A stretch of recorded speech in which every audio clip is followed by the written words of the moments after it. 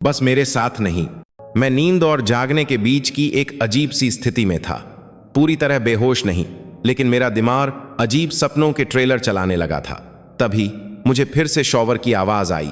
आज यह दूसरी बार था। यह अजीब था क्योंकि प्रिया साफ सफाई की दीवानी नहीं थी। गलत मत समझिए, वह गंदी नहीं थी, लेकिन वह उस तरह की महिला थी जो अगर कोई जरूरी मीटिंग न हो तो 2 दिन में 1 बार नहाती थी। और आज एक ही दिन में 2 बार मेरे अवचेतन मन ने इस जानकारी को कुछ गड़बड़ है वाले फोल्डर में डाल दिया। जब पानी की आवाज आ ही रही थी, मेरी नजर एक चीज पर पड़ी। कुर्सी पर रखा उसका हैंडबैग, जैसे किसी ने उसमें बम फोड़ दिया हो। जिप खुली हुई थी और बैग का आधा सामान बाहर बिखर गया था, जो दिल्ली के बाहरी इलाके में किसी क्राइम सीन जैसा लग रहा था। लिप ग्लॉस, रसीदें, हेयर बैंड, और ऐसा लग रहा था जैसे उसने 24/7 स्टोर का पूरा ट्रैवल साइज सेक्शन लूट लिया हो। सब कुछ हमारे लकड़ी के फर्श पर फैला हुआ था। मैं आमतौर पर अपनी पत्नी के हैंडबैग में झांकने वाला आदमी नहीं हूं। यह शादी के उन अनकहे नियमों में से एक है, जैसे टॉयलेट सीट ऊपर छोड़ देना या सालगिरह भूल जाना। लेकिन यह गंदगी मेरी आंखों में चुभ रही थी और मैंने एक अच्छा पति बनने का नाटक करते हुए सोचा कि इससे पहले कि वह बाहर आए और आधी रात को तनाव में सफाई शुरू कर दे, मैं ही इसे साफ कर दूं। वह कभी कभी ऐसा करती थी जब काम का बहुत ज्यादा दबाव होता था, तो मैं एक नेक इंसान होने का नाटक करते हुए मिंट और माउथ फ्रेशनर उठा रहा था और सोच रहा था कि महिलाएं एक जैसे दिखने वाले 17 लिपस्टिक क्यों रखती हैं। तभी मेरा हाथ किसी ऐसी चीज से टकराया जो एक आम पत्नी के सामान की श्रेणी में नहीं आती थी। यह छोटा था, छूने में ठंडा था और इसमें एक महंगी, सोची समझी धातु का एहसास था। मैंने उसे उठाकर लैंप की रोशनी में देखा। यह करीब 10 सेंटीमीटर लंबी एक चांदी की ट्यूब थी। इसकी डिजाइन ऐसी मिनिमलिस्टिक थी जैसे अगर एप्पल पर्सनल लुब्रिकेंट के कारोबार में उतरता तो ऐसा ही कुछ बनाता। इस पर पूरी तरह से जापानी में लिखा हुआ था, चांदी की धातु पर मोटे काले अक्षर। यह महंगा लग रहा था। यह वह चीज नहीं थी जिसे आप दूध या जुकाम की दवा खरीदते समय किसी दुकान से उठा लें। मेरा पहला ख्याल था कि यह कोई मेडिकल चीज होगी। हो सकता है उसे कोई ऐसी समस्या हो जिसके बारे में बात करने में उसे शर्म आ रही हो। महिलाओं की स्वास्थ्य समस्याएं जटिल हो सकती हैं और प्रिया असहज विषयों पर बात करने में कभी अच्छी नहीं रही। लेकिन फिर मैंने सोचा, अगर यह मेडिकल चीज है तो जापानी क्यों, और उसने मुझे एक शब्द क्यों नहीं कहा। जिज्ञासा ने बिल्ली को मार डाला, यह कहावत बिल्कुल सही थी। मैंने अपना फोन उठाया, कैमरा खोला और टेक्स्ट को स्कैन किया। रात के 11:30 बजे अपने बेडरूम में बैठकर अपनी शादी के बारे में अपनी हर धारणा पर सवाल उठाते हुए। गूगल लेंस का ट्रांसलेटर एक खूबसूरत चीज थी। जब अनुवाद स्क्रीन पर आया तो मुझे लगा जैसे मेरे ऊन का तापमान 10 डिग्री गिर गया हो। प्रीमियम पुरुषों का personal lubricant, long lasting formula. पुरुषों का लुब्रिकेंट, महिलाओं का नहीं, कपल का नहीं। लोग अक्सर कहते हैं, अब पछताए होत क्या जब चिड़िया चुग गई खेत। लेकिन मैं तुम्हें एक बात बताता हूं, कभी कभी आने वाली मुसीबत आपको शीशे की तरह साफ दिखाई देती है, खासकर तब जब आपके अंदर से कोई चीज महीनों से चीख चीख कर कह रही हो कि कुछ बहुत गलत है। लेकिन क्या मैंने सुना? बिल्कुल नहीं। मैं एक अच्छा पति, एक भरोसेमंद मूर्ख बने रहने में व्यस्त था। मैं उस तरह का आदमी था जो अपनी पत्नी की बात पर आंख मूंद कर यकीन कर लेता था तो वह केमिस्ट की दुकान से मिलने वाला सामान्य सा उत्पाद होता था जो किसी दवा की शीशी जैसा दिखता था। यह चीज हमारे हफ्ते भर के किराने के बजट से ज्यादा महंगी लग रही थी और यह निश्चित रूप से हमारे बेडरूम की गतिविधियों के लिए नहीं खरीदी गई थी। मैं उस ट्यूब को घूरता रहा जब उसने कहा कि इस हफ्ते उसे चौथी बार ऑफिस में देर तक रुकना पड़ेगा। उस दिन मंगलवार की रात थी और मंगलवार को कभी कुछ अच्छा नहीं होता, तो यही मेरा पहला खतरे का संकेत होना चाहिए था। मैं हमारे किंग साइज बेड पर फैला हुआ था जिसे हमने साथ मिलकर चुना था। यह वही बेड था जिसे हमने दिल्ली के DLF एम्पोरियो के फर्नीचर स्टोर से खरीदा था, जहां सेल्समैन ने बड़ी बेशर्मी से कहा था कि हम इस पर खूबसूरत यादें बनाएंगे।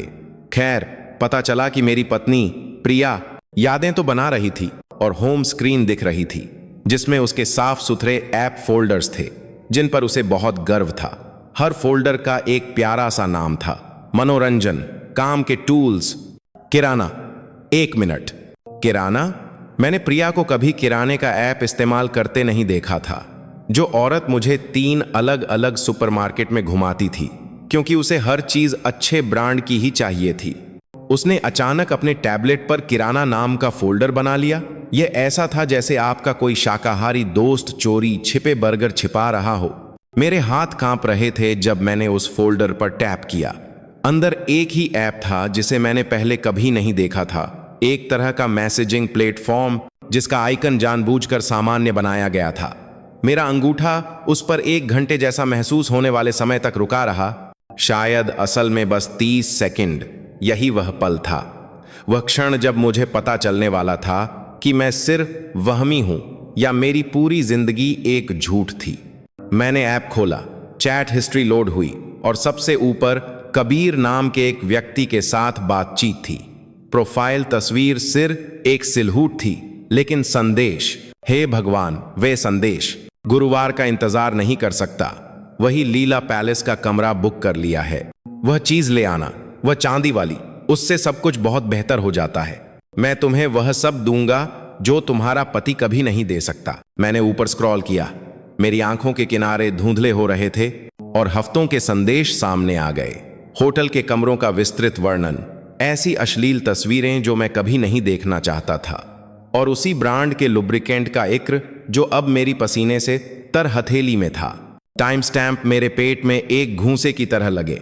ऑफिस में हर देर रात, दोस्तों के साथ हर योजना, हर रात जब वह कहती थी, जान आज बहुत थक गई हूं, सब कुछ झूठ था। शॉवर अभी भी चल रहा था और मैं प्रिया को के पॉप का कोई गाना गुनगुनाते हुए सुन सकता था, जैसे उसे दुनिया की कोई चिंता ही न हो, जैसे कि उसने अभी अभी हमारी पूरी शादी को एक आधी इस्तेमाल की हुई जापानी लुब्रिकेंट की ट्यूब और एक नकली किराना फोल्डर में छिपे सीक्रेट चैट ऐप से बर्बाद नहीं किया हो। मैंने फिर से उस ट्यूब को देखा, फिर संदेशों को, फिर ट्यूब को। मेरे हाथ अब कांप नहीं रहे थे, इसके बजाय वे एक ऐसी स्पष्टता के साथ आगे बढ़ने लगे जो मुझे पता ही नहीं था कि मेरे अंदर है। मैं चुपचाप किचन में गया, कबाड़ वाली दराज खोली और इंडस्ट्रियल ग्रेड सुपर ग्लू की एक ट्यूब निकाली जो मैंने पिछले महीने घर की मरम्मत के एक प्रोजेक्ट के लिए खरीदी थी। अगर प्रिया महंगे विदेशी लुब्रिकेंट के साथ खेलना चाहती थी तो ठीक है, मैं उसे एक ऐसा अनुभव देने वाला था जिसे वह जिंदगी भर नहीं भूल पाएगी। आयरकार शॉवर बंद हो गया। तुम्हें पता है वह एहसास जब तुम एक हॉरर फिल्म देख रहे होते हो और तुम उस बेवकूफ लड़की पर चीखना चाहते हो कि वह बेसमेंट में न जाए। अब कल्पना करो कि तुम ही वह बेवकूफ लड़की हो, सिवाय इसके कि बेसमेंट तुम्हारी शादी है और सीरियल किलर की जगह तुम्हारी बेवफा पत्नी है जिसे जिंदगी भर का सरप्राइज मिलने वाला है। मैं किचन में अपना छोटा सा कला और शिल्प का प्रोजेक्ट खत्म कर चुका था। इसे कह सकते हैं extreme home makeover lubricant edition. तभी बाथरूम का दरवाजा खुलने की आवाज आई। हमारे लकड़ी के फर्श पर नंगे पैरों की थपथपाहट से मेरा दिल धड़क उठा, लेकिन उस पुराने रोमांटिक तरीके से नहीं। यह ज्यादातर तुम अपनी जिंदगी को लाइव टेलीकास्ट में बिखरते हुए देखने वाले हो वाले तरीके से था। मैं जल्दी से बिस्तर पर वापस चला गया। उस छेड़छाड़ की हुई जापानी प्रेम रस की ट्यूब को ऐसे पकड़े हुए था जैसे वह शादी के प्रतिशोध का पवित्र प्याला हो। मेरे हाथ अब स्थिर थे। अजीब बात है ना? आपको लगता है कि अपनी पत्नी के गुप्त संबंध का पता चलने पर आप और ज्यादा कांपेंगे, शांत नहीं होंगे। लेकिन एक योजना का होना, भले ही वह पूरी तरह से पागलपन भरी योजना हो, एक आदमी की आत्मा को एक अजीब तरह का जेन जैसा ध्यान देता है। प्रिया बाथरूम से ऐसे निकली जैसे वह किसी शैम्पू के विज्ञापन के लिए ऑडिशन दे रही हो। शरीर पर वह मोटा से तौलिया लपेटे हुए जो मैंने उसे 2 साल पहले क्रिसमस पर दिया था। वही तौलिया जो पहले मेरी धड़कनें बढ़ा देता था जब वह शॉवर के बाद लापरवाही से उसे गिरा देती थी। अब यह सिर्फ एक पोशाक लग रहा था जिसे उसने एक वफादार पत्नी की भूमिका निभाने के लिए पहना था। जानू, उसने कहा, और मैं कसम खा सकता हूं कि उसकी आवाज में वह बनावटी मिठास थी जो महिलाएं तब इस्तेमाल करती हैं जब वे कुछ छिपा रही होती हैं। तुम जानते हो, वह टोन, वही टोन जो वे तब इस्तेमाल करती हैं जब वे डिटर्जेंट खरीदने जाती हैं और बिग बाजार में 30 रुपए अर्ज कर देती हैं। तुम थके हुए लग रहे हो। थका हुआ? मुझे अभी पता चला है कि मेरी पूरी शादी एक धोखा है और मैं थका हुआ लग रहा हूं। मैं लगभग हौंस पड़ा, लेकिन इसके बजाय मैंने सिर हिलाया और एक अस्पष्ट सी आवाज निकाली, जिसका मतलब हाँ, दिन बहुत मुश्किल था से लेकर। मुझे पता है कि तुम कबीर नाम के किसी आदमी के साथ सो रही हो तक कुछ भी हो सकता था। वह किचन की तरफ चली गई, वही किचन जो हमारे घर में था, जिसे हमने तब साथ रीदा था जब हम अभी भी हमेशा के लिए और जब तक मौत हमें अलग न कर दे जैसी बातों पर यकीन करते थे। मैं उसे घूमते हुए, अलमारियां खोलते हुए, नल चलाते हुए सुन सकता था, एक महिला के सामान्य घरेलू शोर जो एक प्यारी पत्नी होने का नाटक कर रही थी, जबकि शायद वह अपने अगले अवैध संबंध की योजना बना रही थी। कुछ मिनट बाद वह एक गिलास दूध लेकर लौटी और मुझे ऐसे थमाया जैसे यह कोई शांति प्रस्ताव हो। यह पियो, उसने बिस्तर के किनारे बैठते हुए कहा। तुम्हें सोने में मदद मिलेगी। तुम्हारी सुबह जल्दी मीटिंग है ना? और यह वही था, सुबह की जल्दी वाली मीटिंग। एक ऐसी बात जिसका मैंने रात के खाने पर लापरवाही से इक्र किया था, जिसे उसने अपने बेवफा दिमाग में एक और देर रात के साहसिक कार्य के लिए एक सही अवसर के रूप में सहेज लिया था। एक समर्पित जीवन साथी होने का इससे बेहतर तरीका क्या हो सकता है कि आप अपने पति को दवा देकर सुला दें ताकि आप अपनी अतिरिक्त लिए गतिविधियों के लिए चुपके से बाहर निकल सकें। मैंने गिलास लिया और धीमी रोशनी में उसके चेहरे को देखा। वह मेरे सोने के समय को लेकर इतनी सच्ची, इतनी चिंतित लग रही थी। अगर मुझे सच्चाई नहीं पता होती तो मैं सोचता कि उसे सच में मेरी भलाई की परवाह है, लेकिन अब मैं बेहतर जानता था, है ना? शुक्रिया जान, मैंने एक छोटा घूंट लेते हुए कहा। स्वाद सामान्य था, लेकिन मैं दूध में मिली नींद की गोलियों के स्वाद का विशेषज्ञ तो नहीं हूं। यह ज़ोलपिडेम हो सकता था, यह सामान्य सर्दी की दवा हो सकती थी, या यह कुछ भी नहीं हो सकता था। लेकिन यह तथ्य कि वह अचानक मेरी नींद को लेकर इतनी चिंतित थी, जबकि वह आमतौर पर मेरे अनिद्रा के बारे में रत्ती भर भी परवाह नहीं करती थी, हाँ, यह बहुत ही संदिग्ध था। मैंने गिलास आधा पीने का नाटक किया, फिर उसे एक आभारी मुस्कान के साथ बेड साइड टेबल पर रख दिया। तुम सबसे अच्छी हो जान, आई लव यू। वे शब्द मेरे मुंह में राख की तरह महसूस हुए, लेकिन उसका चेहरा उस चीज से चमक उठा जो सच्ची मोहब्बत जैसा दिखता था। यही बात मुझे सच में पागल कर रही थी। सिर्फ यह नहीं कि वह धोखा दे रही थी, बल्कि यह कि वह मुझे इतनी प्यार भरी नजरों से देख सकती थी, जबकि वह कबीर नाम के किसी फोटोग्राफर के साथ सोने की योजना बना रही थी। आई लव यू टू, उसने फुसफुसाया और मेरे माथे पर चूमने के लिए झुकी, जैसे मैं कोई बीमार बच्चा हूं, जैसे मैं एक ऐसा पति नहीं हूं जिसे अभी अभी धोखा मिला है। वह मेरे बगल में बिस्तर पर आ गई और मैं तौलिए के माध्यम से उसके शरीर की गर्मी महसूस कर सकता था। पुराने दिनों में यह मेरे लिए एक संकेत होता, उसे अपनी ओर खींचने का, उसे यह दिखाने का कि ऑफिस में एक लंबे दिन के बाद मैंने उसे कितना याद किया। अब यह सिर्फ एक अजनबी के बगल में लेटने जैसा महसूस हुआ जो मेरी पत्नी का शरीर पहने हुए थी। आराम करो, वह बुदबुदाई, पहले ही मुझसे मुंह फेर चुकी थी। तुम्हें कल के लिए अपनी एनर्जी चाहिए। ओह, यह विडंबना। वह मेरी ऊर्जा के स्तर के बारे में चिंतित थी, जबकि वह उस फोटोग्राफर के साथ रात भर कैलोरी जलाने की योजना बना रही थी। मैं पूछना चाहता था कि क्या कबीर जानता है कि वह अपने पति को दवा देती है, कि क्या यह उनके विकृत छोटे खेल का हिस्सा है। लेकिन इसके बजाय मैंने सिर्फ कृतज्ञतापूर्वक कुछ बुदबुदाया और अपनी आंखें बंद कर लीं। अगला घंटा शायद मेरी जिंदगी के सबसे लंबे 60 मिनट थे। मैं लेटा रहा, उसकी सांसों को सुनता रहा, उस गहरी नियमित लय में बदलने का इंतजार करता रहा जो तब आती थी जब वह सोचती थी कि मैं पूरी तरह सो चुका हूं। हर कुछ मिनटों में मैं एक छोटा सा खर्राटा लेता या करवट बदलता, पूरी तरह से दवा के असर में डूबे पति की अपनी भूमिका को पूरा करता। वह सावधान थी, यह तो मानना पड़ेगा। उसने हिलने से पहले पूरे 1 घंटे का इंतजार किया, शायद यह सुनिश्चित करने के लिए कि उसने मुझे जो कुछ भी दिया था उसे अपना काम करने के लिए पर्याप्त समय मिल गया है। मैंने गद्दे को हिलते हुए महसूस किया जब वह सावधानी से बिस्तर से उतरी। यह एक ऐसे व्यक्ति की चुपके से की गई हरकत थी जिसने यह नृत्य पहले भी किया है। मैंने एक आंख बस इतनी खोली कि अंधेरे में उसका सिलहूट देख सकूं। उसने तौलिए की जगह एक काली ड्रेस पहन ली थी, वह सेक्सी ड्रेस जिसे वह आमतौर पर हमारी सालगिरह के खाने के लिए बचा कर रखती थी। वह ड्रेसिंग टेबल पर मेकअप कर रही थी, लिपस्टिक लगा रही थी, उस तरह की देखभाल के साथ जो किसी आस अवसर के लिए होती है। ठीक 12:45 बजे मैंने हमारे घर का मुख्य दरवाजा धीरे से खुलने की आवाज सुनी। फिर हमारे अपार्टमेंट के दालान से बाहर से धीमी आवाजें आईं। मेरा दिल इतनी जोर से धड़क रहा था कि मुझे लगा कि अगले दरवाजे वाले पड़ोसी भी इसे दीवारों के माध्यम से सुन सकते हैं। मैंने उसे ठीक 20 सेकंड दिए, इतना समय कि वह सुरक्षित महसूस करे, लेकिन इतना नहीं कि वे पूरी तरह से गायब हो जाएं। और फिर मैं बिस्तर से उठा, अपना गाउन पहना और एक दक्षिण दिल्ली के निंजा की तरह दरवाजे की ओर बढ़ा। दालान में हल्की रोशनी थी, लेकिन मैं उन्हें दूर लिफ्ट के पास देख सकता था। प्रिया दीवार से सटी हुई थी और कोई लंबा आदमी उसके चेहरे के दोनों ओर हाथ रखे हुए था। उसे ऐसे चूम रहा था जैसे वह धरती पर आगिरी महिला हो। दूर से भी मैं बता सकता था कि उसके पास वह सब कुछ था जो मेरे पास नहीं था। लंबा, मांसल, शायद मुझसे 10 साल छोटा। हाँ, यह कबीर था, वह आदमी जिसके लिए मेरी पत्नी ने सोचा कि हमारी 15 साल की शादी को फेंक देना उचित है। वे अलग हुए और मैंने उसे कुछ फुसफुसाते हुए सुना, जिससे वह आदमी हंस पड़ा।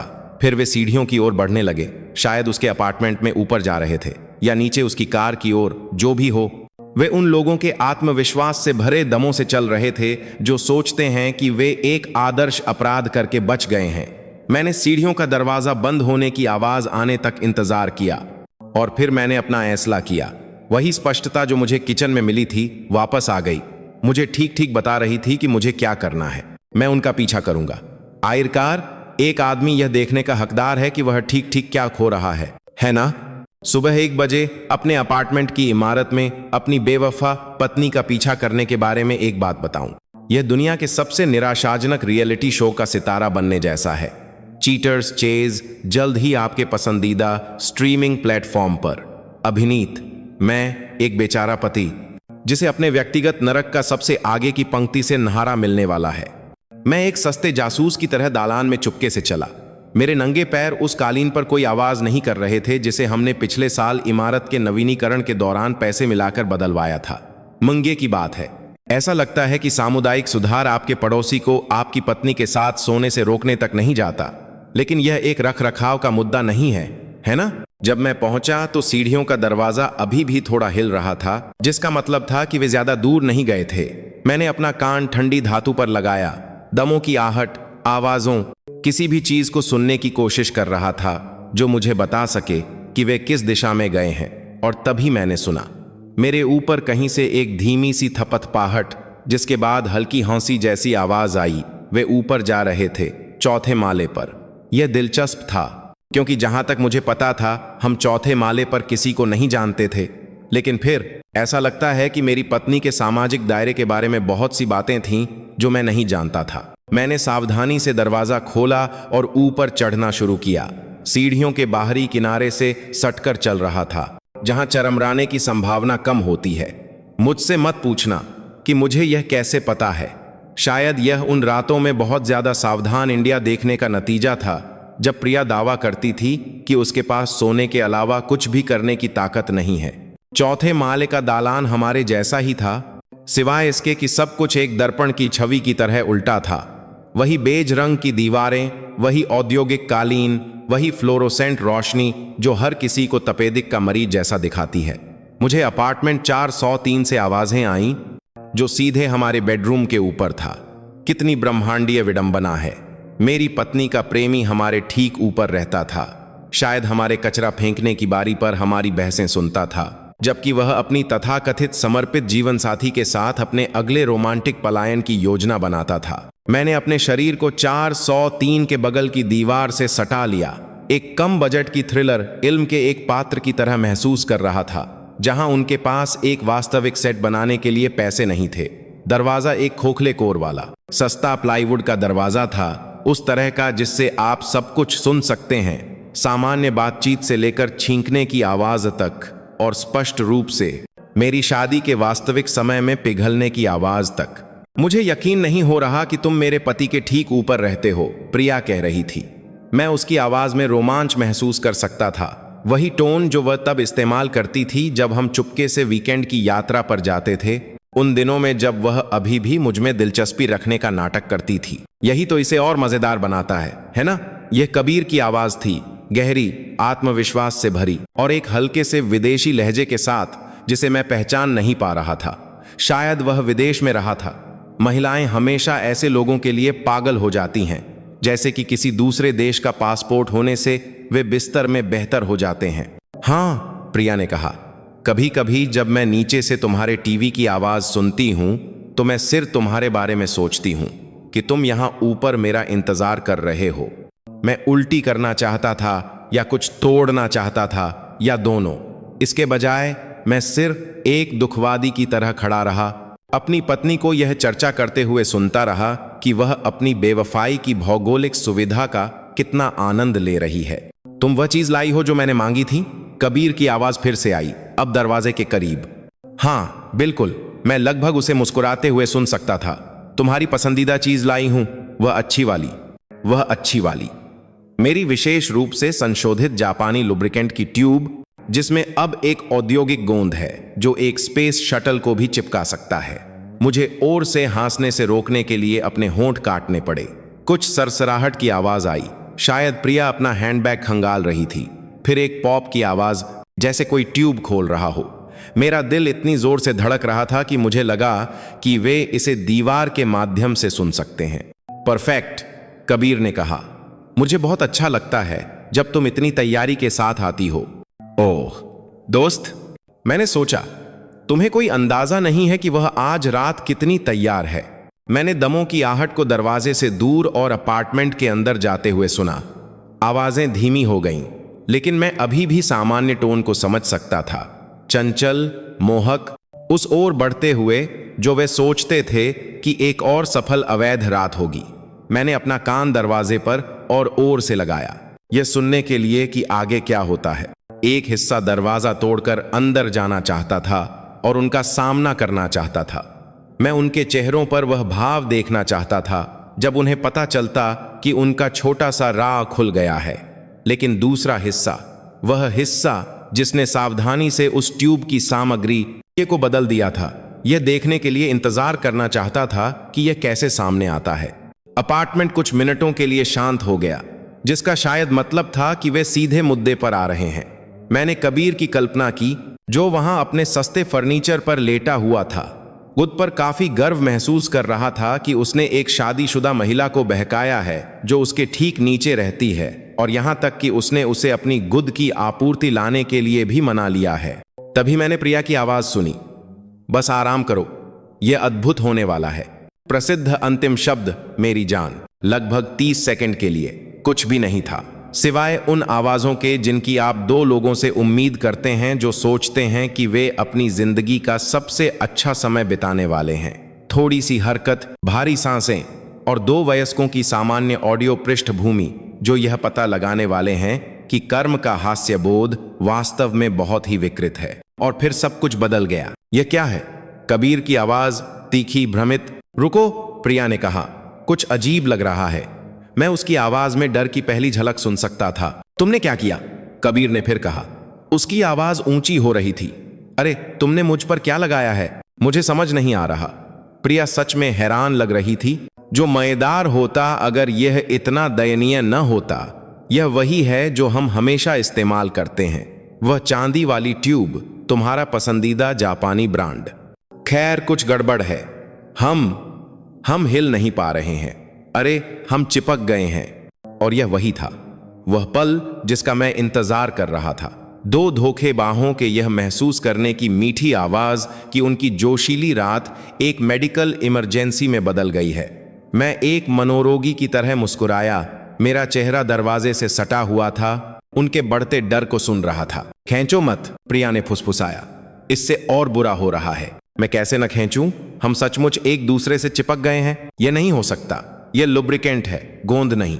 ओह मेरी प्यारी भोली पत्नी, अगर तुम जानती कि तुम कितनी गलत हो। अगले कुछ मिनट दुनिया के सबसे संतोषजनक कॉमेडी शो को सुनने जैसा था। उन्होंने सब कुछ आजमाया, किचन सिंक से पानी, बाथरूम से साबुन, यहां तक कि जो खाना पकाने का तेल लग रहा था, कुछ भी काम नहीं आया। औद्योगिक ग्रेड सुपर ग्लू ठीक वही कर रहा था जिसके लिए इसे डिजाइन किया गया था, दो सतहों के बीच एक स्थायी बंधन बनाना। इस मामले में वे सतहें मेरी बेवफा पत्नी और उसका प्रेमी थीं। हमें किसी को बुलाना होगा, कबीर ने कहा। उसकी आवाज दर्द और शर्मिंदगी से तनी हुई थी। किसे बुलाएं? हम क्या कहेंगे? मुझे नहीं पता डॉक्टर, एम्बुलेंस। हे भगवान, यह बहुत अपमानजनक है। तुमने अभी तक कुछ नहीं देखा है, मेरी जान। लगभग 40 मिनट की उद को अलग करने की बढ़ती हताश कोशिशों के बाद उन्होंने आखिरकार हार मान ली। मैंने कबीर को ओन करते हुए सुना, हाँ, एम्बुलेंस, हमें एक एम्बुलेंस चाहिए। इसे समझाना थोड़ा मुश्किल है। हम एक साथ चिपक गए हैं। मैंने ऐसला किया कि यह मेरे जाने का संकेत है। आखिरकार जब पैरामेडिक्स पहुंचे तो मैं दालान में खड़ा नहीं होना चाहता था। यह इसमें शामिल सभी लोगों के लिए अजीब होगा, लेकिन जैसे ही मैं सीढ़ियों की ओर वापस गया, मैं अपनी मुस्कान नहीं रोक सका। चरण एक पूरा हो गया था। कभी कभी ब्रह्मांड के पास इतना विकृत, इतना पूरी तरह से कैलिब्रेटेड हास्यबोध होता है, जो अधिकतम विडंबना प्रदान करने के लिए बनाया गया है कि आपको लगभग किसी प्रकार के ब्रह्मांडीय न्याय में विश्वास करना ही पड़ता है। क्योंकि जब मैं अपने बाथरोब में अपने अपार्टमेंट की ओर वापस जा रहा था, 403 से आती हुई डर की धीमी आवाजें सुन रहा था, तो मुझे लगा जैसे मैंने मूसा द्वारा लाल सागर को विभाजित करने के बाद से सबसे महान दैवीय हस्तक्षेप देखा है। मैं चुपके से अपने अपार्टमेंट में वापस आ गया और मुख्य दरवाजे के ठीक अंदर दालान में अपनी जगह ले ली, जो शो देखने के लिए एक आदर्श सुविधाजनक स्थान था। हमारे मुख्य दरवाजे के पीप होल ने लिफ्ट और दालान के अधिकांश हिस्से का एक फिश आई लेंस व्यू दिया, जिसका मतलब था कि मुझे हमारी इमारत के इतिहास में यकीनन सबसे मजेदार मेडिकल इमरजेंसी का सबसे आगे का नारा मिलने वाला था। ऊपर से आने वाली आवाजें फुसफुसाहट के डर से पूरी तरह से संकट में बदल गई थीं। मैं अब छत के माध्यम से कबीर की आवाज सुन सकता था, जो हर गुड़ते पल के साथ ओरदार और अधिक हताश होती जा रही थी।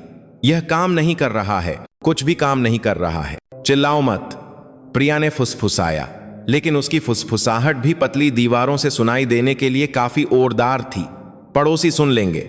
ओह मेरी जान, पड़ोसी निश्चित रूप से सुन रहे हैं, देख रहे हैं और शायद अपने होन पर सब कुछ रिकॉर्ड कर रहे हैं। यह 2024 है, अब कुछ भी निजी नहीं है। आजकल जब दो नग्न लोग एक अश्लील कला और शिल्प परियोजना की तरह एक साथ चिपक जाते हैं। ऊपर के दालान में दमों की आहट आई, जिसके बाद कबीर के दरवाजे के खुलने की आवाज आई। हाँ जी, हमने इमरजेंसी के लिए ओन किया था। उसकी आवाज तनावपूर्ण थी। वह गोन पर किसी से बात कर रहा था। चौथा माला 403 और प्ली, इसे चुपचाप कीजिए। चुपचाप, हाँ बिल्कुल। दो वयस्कों को संभालने का एक शांत तरीका, जो एक अवैध संबंध के दौरान सुपर ग्लू से चिपक गए हैं। यह उतना ही शांत होगा जितना कि एक पुस्तकालय में आतिशबाजी करना। लगभग 10 मिनट बाद मैंने लिफ्ट की डिंग सुनी, जिसके बाद भारी दमों और दालान में उपकरण लुढ़कने की आवाज आई। पैरामेडिक्स आ गए थे और वे हल्के फुल्के नहीं आए थे। अब कई आवाजें थीं। सभी उस पेशेवर चिकित्सकीय शांति को बनाए रखने की कोशिश कर रही थीं, जो चिकित्साकर्मी तब अपनाते हैं जब वे पूरी तरह से बेतुकी स्थिति से निपट रहे होते हैं। तो बस यह समझने के लिए एक पैरामेडिक कह रहा था। उसकी आवाज आसानी से सस्ते भवन निर्माण से गुर रही थी। आप दोनों चिपके हुए हैं। यह एक दुर्घटना थी, कबीर ने जल्दी से कहा। मुझे लगता है कि हम जो उत्पाद इस्तेमाल कर रहे थे उसके साथ कोई प्रतिक्रिया हुई। उत्पाद, अब हम इसे यही कह रहे हैं। लुब्रिकेंट नहीं, जिसे आप मेरी पत्नी के साथ धोखा देने के लिए इस्तेमाल कर रहे थे। बस एक उत्पाद, जैसे कि आप एक नए प्रकार के शैम्पू का परीक्षण कर रहे थे और एक अप्रत्याशित एलर्जी प्रतिक्रिया हुई। किस तरह का उत्पाद सर? पैरामेडिक ने पूछा। मैं उसकी आवाज में मुश्किल से दबा हुआ मनोरंजन सुन सकता था। इन लोगों ने शायद सब कुछ देखा होगा, लेकिन यह निश्चित रूप से एक ऐसी कहानी होगी जो वे आने वाले सालों तक बार में सुनाएंगे। एक पर्सनल लुब्रिकेंट, प्रिया ने कहा। उसकी आवाज इतनी धीमी थी कि मैं उसे मुश्किल से सुन पाया। यह एक जापानी ब्रांड है। हमने इसे पहले भी बिना किसी समस्या के इस्तेमाल किया है। मैम, क्या आप थोड़ा जोर से बोल सकती हैं? और अगर आपके पास अभी भी पैकेजिंग है तो मुझे उसे देखना होगा। कुछ सरसराहट की आवाज आई, फिर कबीर की आवाज यह रही। लेकिन मुझे समझ नहीं आ रहा कि क्या गलत हुआ। ऐसा पहले कभी नहीं हुआ।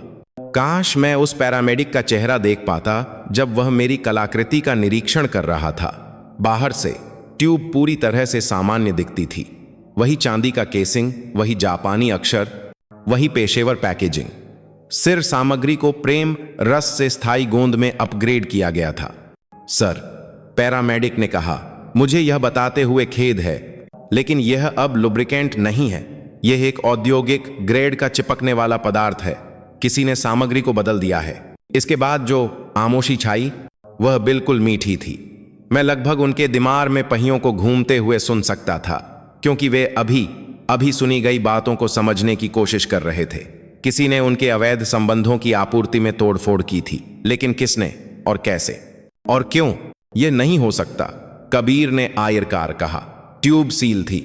प्रिया ने इसे सीधे अपने बैग से निकाला था। खैर सर, जब तक आप दोनों ने आज रात निर्माण सामग्री के साथ प्रयोग करने का ऐसला नहीं किया, किसी ने निश्चित रूप से इसके साथ छेड़छाड़ की है। सवाल यह है कि किसके पास इसकी पहुंच थी। ओ, यह स्वादिष्ट विडंबना। वे सचमुच एक साथ फंसे हुए थे। यह पता लगाने की कोशिश कर रहे थे कि उनके छोटे से राह के बारे में कौन जान सकता है। मुझे लगभग उन पर तरस आ गया। लगभग हमें आपको अस्पताल ले जाना होगा, पैरामेडिक ने जारी रखा। इस तरह का गोंद अपने आप नहीं निकलेगा और हमें आपको सुरक्षित रूप से अलग करने के लिए विशेष उपकरणों की आवश्यकता होगी। क्या आप किसी तरह का घोल इस्तेमाल नहीं कर सकते? प्रिया ने हताशा में पूछा। मैम, यह चीज धातु को कंक्रीट से चिपकाने के लिए डिजाइन की गई है। यह साबुन और पानी से नहीं निकलेगा। हमें बहुत सावधान रहना होगा ताकि कोई स्थायी क्षति न हो। स्थायी क्षति, वे शब्द एक मौत की साहा की तरह हवा में लटके रहे। मैंने सोचा कि क्या उनमें से कोई भी उस लाक्षणिक स्थायी क्षति के बारे में सोच रहा है जो वे पहले ही कर चुके हैं, या क्या वे उस शाब्दिक स्थायी क्षति पर बहुत अधिक ध्यान केंद्रित कर रहे हैं जिसका वे सामना कर सकते हैं। हम उन्हें नीचे कैसे ले जाएंगे? एक और आवाज ने पूछा।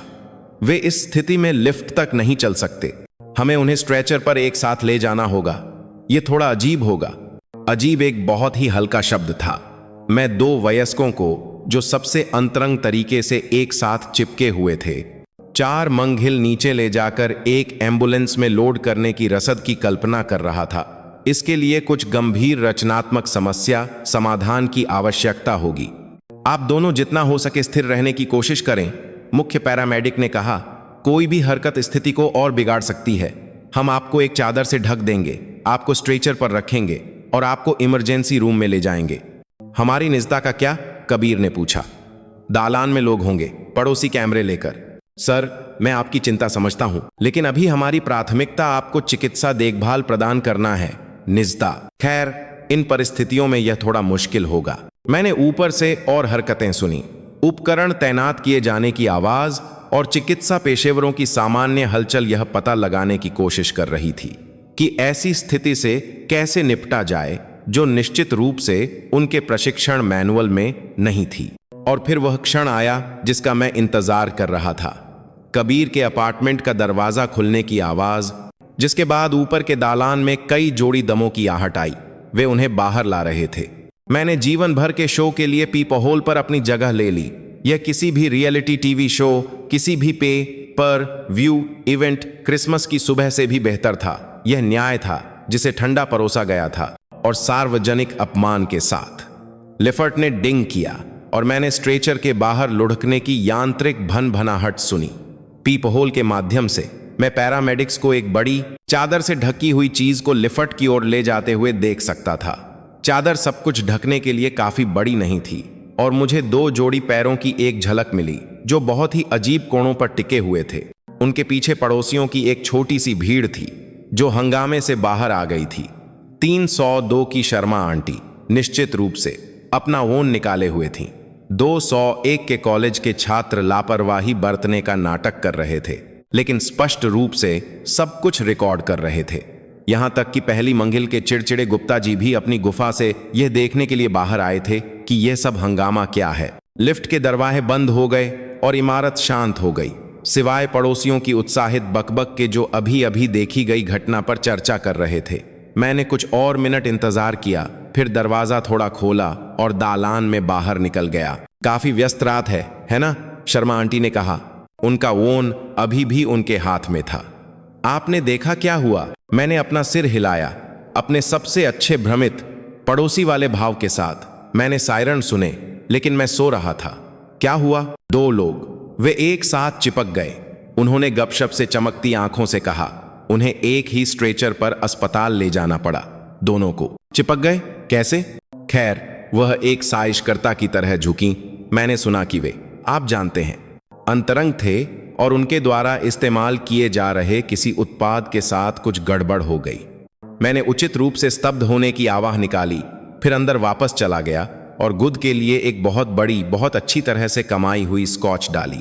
चरण 2 पूरा हो गया था। तुमने वॉक ऑफ शेम के बारे में सुना है? खैर, पता चला है कि जब आप एक विकृत विज्ञान प्रयोग की तरह सुपरग्लू से अपने प्रेमी से चिपकने के बाद शल्य चिकित्सा द्वारा अलग किए जाते हैं, तो यह एक चाल से ज्यादा एक लोंगड़ाहट होती है। एक बहुत ही सावधान, बहुत दर्दनाक लोंगड़ाहट जो आपको ऐसा दिखाती है जैसे आपको कर्म द्वारा चलाए जा रहे एक ट्रक ने टक्कर मार दी हो। मैं अगली सुबह अपने डाइनिंग टेबल पर बैठा था, अपनी कॉफी पी रहा था और अपने टैबलेट पर बरें पढ़ रहा था, जैसे एक सामान्य पति जिसकी पत्नी ने रात भर किसी दूसरे आदमी के शरीर से चिपके हुए नहीं बिताई हो। तभी मैंने ताले में चाबी के घूमने की आवाज सुनी। समय सुबह के 10:30 बजे के आसपास था, जिसका मतलब था कि वे लगभग 9 घंटे अस्पताल में थे, जो आपातकालीन चिकित्सा के इतिहास में यकीनन सबसे अपमानजनक चिकित्सा अनुभव था। दरवाजा धीरे धीरे खुला, जैसे कि दूसरी तरफ का व्यक्ति डर रहा हो कि उसे क्या मिलेगा, या शायद वे सावधानी से चल रहे थे, क्योंकि हर दम टूटे हुए कांच पर चलने जैसा महसूस हो रहा था। किसी भी तरह प्रिया पहले दिखाई दी, और हे भगवान, वह ऐसी लग रही थी जैसे उसे एक ब्लेंडर में डालकर निकाला गया हो। उसके बाल एक उलझन थे। कल रात का वह पूरी तरह से संवारा हुआ रूप अब कुछ ऐसा बन गया था जो चीख रहा था। मैंने अभी 9 घंटे एक अस्पताल के बिस्तर पर बिताए हैं। चिकित्सा पेशेवरों को यह समझाने की कोशिश कर रहा हूं कि मैं अपने पति के अलावा किसी और आदमी से क्यों चिपकी हुई थी। उसका मेकअप पूरी तरह से उतर गया था, उसका चेहरा पीला और थका हुआ था, और उसकी आंखों के नीचे के काले घेरे उसे एक रात में 10 साल बूढ़ा दिखा रहे थे। लेकिन जिस तरह से वह चल रही थी, वह वास्तव में इस बात का सूचक था कि मैंने बहुत गलत जीवन विकल्प चुने हैं। वह लौंगड़ा रही थी जैसे हर दम दर्दनाक हो। उसके पैर थोड़े अलग थे, जो यह बताता था कि निकट भविष्य में बैठना एक महत्वपूर्ण साहसिक कार्य होने वाला है। वह सेक्सी काली ड्रेस जो उसने कबीर को लुभाने के लिए पहनी थी, अब झुर्रीदार थी और उस पर दाग लगे हुए थे, जो अस्पताल के कीटाणुनाशक जैसा लग रहा था। सुप्रभात जान, मैंने अपने टैबलेट से नहरें हटाए बिना कहा। रात कैसी रही? तुम काफी देर से आईं। वह दरवाजे पर ही जम गई, जैसे हेडलाइट्स में फांसा हुआ कोई हिरण शायद उस बकवास झूठ को याद करने की कोशिश कर रही थी जो उसने एम्बुलेंस की सवारी के दौरान तैयार किया होगा। ऑफिस में एक इमरजेंसी थी, एक क्लाइंट का संकट। मुझे इसे संभालने के लिए देर तक रुकना पड़ा। एक इमरजेंसी, एक क्लाइंट का संकट। खैर, वह तकनीकी रूप से गलत नहीं थी, निश्चित रूप से एक इमरजेंसी थी, और इसने निश्चित रूप से एक संकट पैदा किया था, बस उस तरह का नहीं जिसका वह मतलब निकाल रही थी। यह तो बहुत बुरा हुआ। मैंने आखिरकार अपना सिर उठाया, अपने सबसे चिंतित पति वाले भाव के साथ। तुम बहुत थकी हुई लग रही हो, और तुम्हारी चाल कुछ अजीब है। क्या तुम्हें चोट लगी है? उसके चेहरे का भाव एक उत्कृष्ट कृति थी। वह एक ही समय में इस भ्रम को बनाए रखने की कोशिश कर रही थी कि उसने रात भर स्प्रेडशीट और वीडियो कॉन्फ्रेंसिंग से निपटा है, जबकि यह भी समझाने की कोशिश कर रही थी कि वह ऐसा क्यों दिख रही है जैसे उसे अभी किसी मध्ययुगीन यातना उपकरण में डाला गया हो। मैं ऑफिस में सीढ़ियों से गिर गई। मेरी पीठ में मोच आ गई। सीढ़ियों से गिर गई। हाँ, यह निश्चित रूप से एक तरीका था यह बताने का कि आपको अपने प्रेमी से शल्य चिकित्सा द्वारा अलग किया गया है।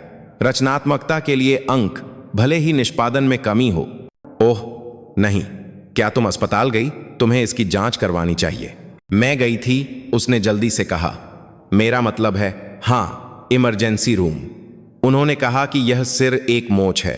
उन्होंने मुझे कुछ दर्द निवारक दवाएं दी। वह अब बेडरूम की ओर लौंगड़ा रही थी, शायद उस ड्रेस को जलाने और कुछ ऐसा पहनने के लिए बेताब थी जिसमें मेडिकल कीटाणुनाशक और बुरे ऐसलों की गंध न हो। लेकिन इससे पहले कि वह भाग पाती, दरवाजे पर एक और दस्तक हुई। मैं खोलने के लिए उठा। मुझे एक अच्छा अंदाजा था कि कौन होगा, और निश्चित रूप से वहां कबीर खड़ा था। ऐसा लग रहा था जैसे उसने अभी एक हैवीवेट बॉक्सर के साथ 12 राउंड लड़े हैं, जो सिर कमर के नीचे मारता है। वह लंबा था, यह तो मानना पड़ेगा, शायद 6'2", और उसके पास वह दुबला पतला मांसल शरीर था जो नियमित रूप से जिम जाने और एक ऐसे चयापचय से आता है जो 15 साल की शादी और तनाव खाने से बर्बाद नहीं हुआ है। उसके बाल काले थे, उस सावधानी पूर्वक बिखरे हुए अंदाज में जिसे हासिल करने में 1 घंटा लगता है, और सामान्य परिस्थितियों में वह शायद वह था जिसे ज्यादातर महिलाएं हैंडसम कहेंगी। लेकिन ये सामान्य परिस्थितियां नहीं थीं। उसकी जीन्स का ऊपरी बटन खुला हुआ था, जो उसकी कमर के चारों ओर ढीला लटका हुआ था, जैसे कि वह उस क्षेत्र में किसी भी चीज के छूने को बर्दाश्त नहीं कर सकता। वह प्रिया की तरह ही सावधान लुंगड़ा कर चल रहा था, और उसके चेहरे पर वह भूरापन था जो तब आता है जब आप पूरी रात फ्लोरोसेंट रोशनी के नीचे बिताते हैं, जबकि चिकित्सा पेशेवर आपके जननांगों के बारे में नैदानिक शब्दों में चर्चा करते हैं। ओह हाय, उसने कहा। उसकी आवाज तनावपूर्ण थी। क्या प्रिया यहाँ है? हमें कल रात के बारे में बात करनी है। कल रात, जैसे कि यह कोई प्राकृतिक आपदा थी जो उन पर आ पड़ी थी, न कि एक अवैध संबंध का अनुमानित परिणाम जो औद्योगिक गोंद से मिला था। हाँ बिल्कुल, अंदर आओ, मैंने एक दोस्ताना मुस्कान के साथ कहा और एक तरफ हट गया। प्रिया अभी काम से लौटी है। लगता है कोई इमरजेंसी थी जिसने उसे पूरी रात उलझाए रखा। कबीर की आंखें थोड़ी चौड़ी हो गईं, और मैंने उसे उस बेडरूम की ओर झोंकते हुए देखा जहां प्रिया गायब हो गई थी। वह शायद सोच रहा था कि क्या उसने पहले से ही एक विस्तृत बहाना बना लिया है, और यदि हां, तो उसे किस संस्करण के साथ तालमेल बिठाना है। हाँ, उसने धीरे धीरे कहा। वह ऑफिस की इमरजेंसी, तुम जानते हो यह कैसा होता है। ओह मैं जानता हूं, मैंने उसके पीछे दरवाजा बंद करते हुए जारी रखा। संकट प्रबंधन, क्षति नियंत्रण, उन चीजों को ठीक करने की कोशिश करना जो बहुत गलत हो गई हैं। कभी कभी इन स्थितियों में बहुत ही नाजुक स्पर्श की आवश्यकता होती है। मैं इसे जाहिर कर रहा था, लेकिन मैं खुद को रोक नहीं सका। आदमी मेरे लिविंग रूम में खड़ा था, शायद अभी भी उस औद्योगिक घोल के प्रभाव को महसूस कर रहा था जिसने उसे मेरी पत्नी से अलग किया था, और उसे कोई अंदाजा नहीं था कि मैं ठीक ठीक जानता हूं कि वह किस तरह की इमरजेंसी थी जिसने उन दोनों को पूरी रात व्यस्त रखा था। प्रिया बेडरूम से स्वेट पैंट और एक ढीली टी शर्ट में निकली, एक ऐसा पहनावा जो चीख रहा था, मैं ठीक नहीं हूं और मैं नहीं चाहती कि कोई भी चीज मेरे शरीर को छुए। जब उसने कबीर को हमारे लिविंग रूम में देखा तो उसके चेहरे पर 2 सेकंड में लगभग 17 अलग अलग भाव आए। कबीर, उसने एक सावधानी पूर्वक नियंत्रित आवाज में कहा, तुम यहां क्या कर रहे हो? हमें कल रात के बारे में चर्चा करने की जरूरत है। वे दोनों कोड में बात कर रहे थे, अपनी मेडिकल इमरजेंसी के बारे में संवाद करने की कोशिश कर रहे थे, जबकि ऐसी बातें कह रहे थे जो मुझे संदिग्ध नहीं लगेंगी। यह 2 लोगों को बैंक डकैती पर चर्चा करते हुए देखने जैसा था, सिर उन शब्दों का उपयोग करके जो आप एक बच्चों की किताब में पाएंगे। आप लोग बैठते क्यों नहीं? मैंने कृपया सुझाव दिया। आप दोनों बीमार लग रहे हैं। उन्होंने जो नगरें बदलीं वे शुद्ध आतंक की थीं। बैठना स्पष्ट रूप से उन दोनों के लिए योजना का हिस्सा नहीं था, जिसका मतलब था कि अस्पताल की यात्रा मेरे द्वारा कल्पना की गई तुलना में कहीं अधिक दर्दनाक थी। दरअसल मुझे लगता है कि मुझे लेटने की जरूरत है, प्रिया ने जल्दी से कहा। दर्द निवारक दवाएं मुझे चक्कर दे रही हैं और मुझे अब चलना चाहिए, कबीर ने जोड़ा। मैं सिर्फ यह सुनिश्चित करना चाहता था कि तुम ठीक हो। ओह वह ठीक है, मैंने प्रिया के कंधे पर एक हाथ रखते हुए कहा। वह मेरे स्पर्श से कसमसाई, लेकिन इसे थकान का नाटक करके छिपाने की कोशिश की। मेरी पत्नी मजबूत है, जिंदगी उस पर जो कुछ भी फेंके वह उसे संभाल सकती है। कबीर ने अजीब तरह से सिर हिलाया और दरवाजे की ओर बढ़ा। एक काउबॉय की तरह चल रहा था जिसने काठी में बहुत अधिक समय बिताया है। मैं तुम्हें बाद में गोन करूंगा उस प्रोजेक्ट के बारे में। हाँ, प्रिया ने कमोर आवाज में कहा। वह प्रोजेक्ट। उसके जाने के बाद प्रिया एक कराह के साथ सोफे पर गिर गई, जिसे उसने जम्हाई का नाटक करके छिपाने की कोशिश की। मुझे लगता है कि मुझे कुछ हो गया है, उसने कहा। शायद आज रात तुम्हें गेस्ट रूम में सोना चाहिए। मैं नहीं चाहती कि तुम्हें यह लगे। ओह, मुझे पूरा यकीन था कि उसे जो कुछ भी था वह संक्रामक नहीं था, जब तक कि मूर्खता और बेवफाई संक्रामक न हो। हालांकि यह मानव व्यवहार के बारे में बहुत कुछ समझा सकता है। बिल्कुल जान, मैंने उसे एक गिलास पानी लाकर देते हुए कहा, तुम बस आराम करो, मैं सब कुछ संभाल लूंगा। और मैं संभालने वाला था। चरण 3 की शुरुआत के साथ। वे कहते हैं कि बदला एक ऐसा व्यंजन है जिसे ठंडा परोसा जाना सबसे अच्छा है, लेकिन मैं हमेशा इसे धधकता हुआ गर्म, सार्वजनिक अपमान के साथ परोसने का पक्षधर रहा हूं। इसके अलावा, जब आपकी बेवफा पत्नी पहले से ही ऐसे चल रही है जैसे उसे एक खच्चर ने लात मारी हो, तो उसकी रिकवरी प्रक्रिया में थोड़ा मसाला जोड़ने में क्या हर है। मैंने उस पूरी दोपहर एक समर्पित पति की भूमिका निभाई, एक ऑस्कर योग्य प्रदर्शन जो मेरिल स्ट्रीप को भी रुला देता। मैं प्रिया के लिए तकिए लाया, थर्मोस्टेट को समायोजित किया और हर 20 मिनट में उससे पूछा कि क्या उसे किसी चीज की जरूरत है। मैं उस आदमी की तरह काम कर रहा था जो अपनी पत्नी की रहस्यमय काम से संबंधित चोट के बारे में सबसे ज्यादा चिंतित है, और वह इसे पूरी तरह से भुना रही थी। हर हरकत के साथ एक कसमसाहट होती थी। हर बार जब वह अपनी स्थिति बदलती थी तो एक नाटकीय सांस लेती थी, और उसने यह दयनीय छोटी सी कराह विकसित कर ली थी जिसे वह तब इस्तेमाल करती थी जब उसे लगता था कि मैं सीधे उसे नहीं देख रहा हूं। यह एक एक पात्र का नाटक देखने जैसा था। पीड़ित पत्नी जिसे किसी ऐसे व्यक्ति द्वारा निभाया जा रहा था जिसने कभी वास्तविक दर्द का अनुभव नहीं किया था, लेकिन बहुत सारे डेली सोप देखे थे। मुझे लगता है कि मुझे कुछ खाना चाहिए, उसने शाम 4 बजे के आसपास कहा, सोफे पर एक घायल राजकुमारी की तरह लेटे हुए। लेकिन मेरा पेट अभी बहुत संवेदनशील है, कुछ हल्का है क्या? ओह, उसका पेट संवेदनशील था। दिलचस्प। मुझे आश्चर्य हुआ कि क्या इसका उस तनाव से कोई लेना देना है जो 9 घंटे अस्पताल में चिकित्सा पेशेवरों को यह समझाने से आता है कि आप अपने पति के अलावा किसी और आदमी से शारीरिक रूप से क्यों जुड़े हुए हैं, या क्या यह सिर्फ उन दर्द निवारक दवाओं का एक दुष्प्रभाव है जो उन्होंने उसे दी थीं। बिल्कुल मेरी जान, मैंने कहा, पहले से ही किचन की ओर बढ़ते हुए। मैं तुम्हारे लिए कुछ आस बनाऊंगा, तुम बस आराम करो। आस, वास्तव में मैं इस भोजन की योजना उस क्षण से बना रहा था जब वह दरवाजे से लोंगड़ाते हुए आई थी।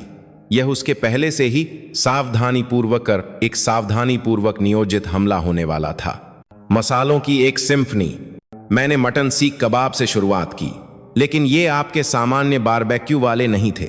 मैंने मांस को एक ऐसे मैरिनेड में भिगोया था जो हैलपेनियो मिर्च को भी मानहानि का मुद्दा करने पर मजबूर कर देता। Bhut jolokia powder, Carolina Reaper लेक्स, हैबनेरो सॉस और इतना कैप्साइसिन कि पेंट उतर जाए। बनावट के लिए मैंने कुछ थाई बर्ड्स आई चिली मिलाई और वसाबी पेस्ट का एक अच्छा हिस्सा भी, क्यों नहीं। जबकि मटन गर्मी को सोख रहा था, मैं लहसुनिया झींगा की ओर बढ़ा। मुझे लहसुन उतना ही पसंद है जितना किसी और को, लेकिन यह एक उद्देश्य के साथ लहसुन था। जहां एक सामान्य रेसिपी में 2 कलियां लगती, मैंने लगभग 10 का इस्तेमाल किया, और लहसुन पाउडर, लहसुन नमक और कुछ काला लहसुन भी जो मैंने एक गास अवसर के लिए बचाकर रखा था। झींगे इतने लहसुन में तैर रहे थे कि वे 5 किलोमीटर के दायरे में हर पिशाच को भगा सकते थे। लेकिन असली आकर्षण चिली क्रैब था। मैंने इसे शहर के उस सिंगापुर के रेस्टोरेंट से ऑर्डर किया था जो अपनी ज्वालामुखी गर्मी का विज्ञापन करता है और आपको अपने सबसे मसालेदार व्यंजन परोसने से पहले एक छूट प्रपत्र पर हस्ताक्षर करवाता है। यह सिर्फ भोजन नहीं था, यह एक हथियारबंद भोजन अनुभव था जो अपने गुद के अग्निशामक यंत्र के साथ आना चाहिए था। अंदर से बहुत अच्छी खुशबू आ रही है, प्रिया ने लिविंग रूम से आवाज लगाई। उसकी आवाज में अभी भी वह दयनीय घायल टोन था। तुम क्या बना रहे हो?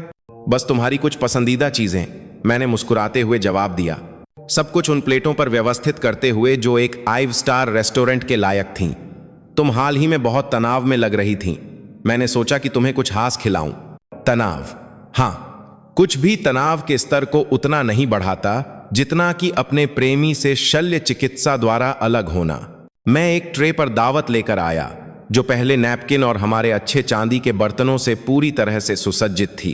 प्रस्तुति सुंदर थी। रेस्टोरेंट गुणवत्ता वाली प्लेटिंग जो इस तथ्य को छिपा रही थी कि यह एक ऐसा भोजन था जिसे किसी ऐसे व्यक्ति को प्रताड़ित करने के लिए डिजाइन किया गया था जिसके आंतरिक अंग पहले से ही गराब थे।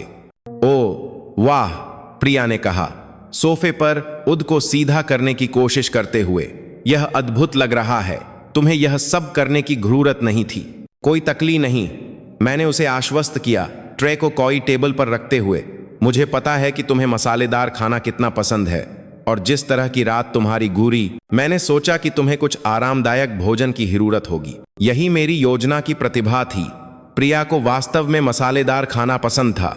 सामान्य परिस्थितियों में वह उस गर्मी को संभाल सकती थी जो ज्यादातर लोगों को दूध के लिए दौड़ा देती, लेकिन ये सामान्य परिस्थितियां नहीं थीं, है ना?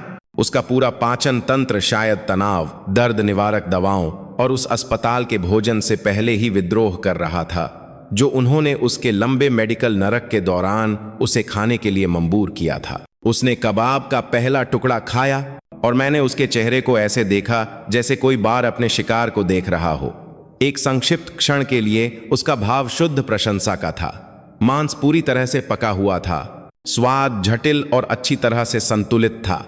यह एक ऐसा भोजन होता जो किसी अन्य परिस्थिति में वास्तव में उत्कृष्ट होता। और फिर गर्मी ने असर दिखाना शुरू किया।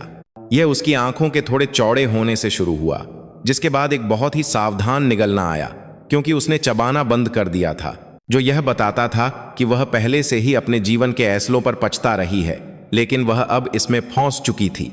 इस दिखावे को बनाए रखने की जरूरत में फंस गई थी कि सब कुछ ठीक है। यह स्वादिष्ट है, उसने कहा, पानी के गिलास की ओर पहुंचते हुए। उसकी हरकत सामान्य होने के लिए बहुत तेज थी। बहुत स्वादिष्ट, स्वादिष्ट। हाँ, यह कहने का एक तरीका है। उसने बहादुरी से झींगे खाए।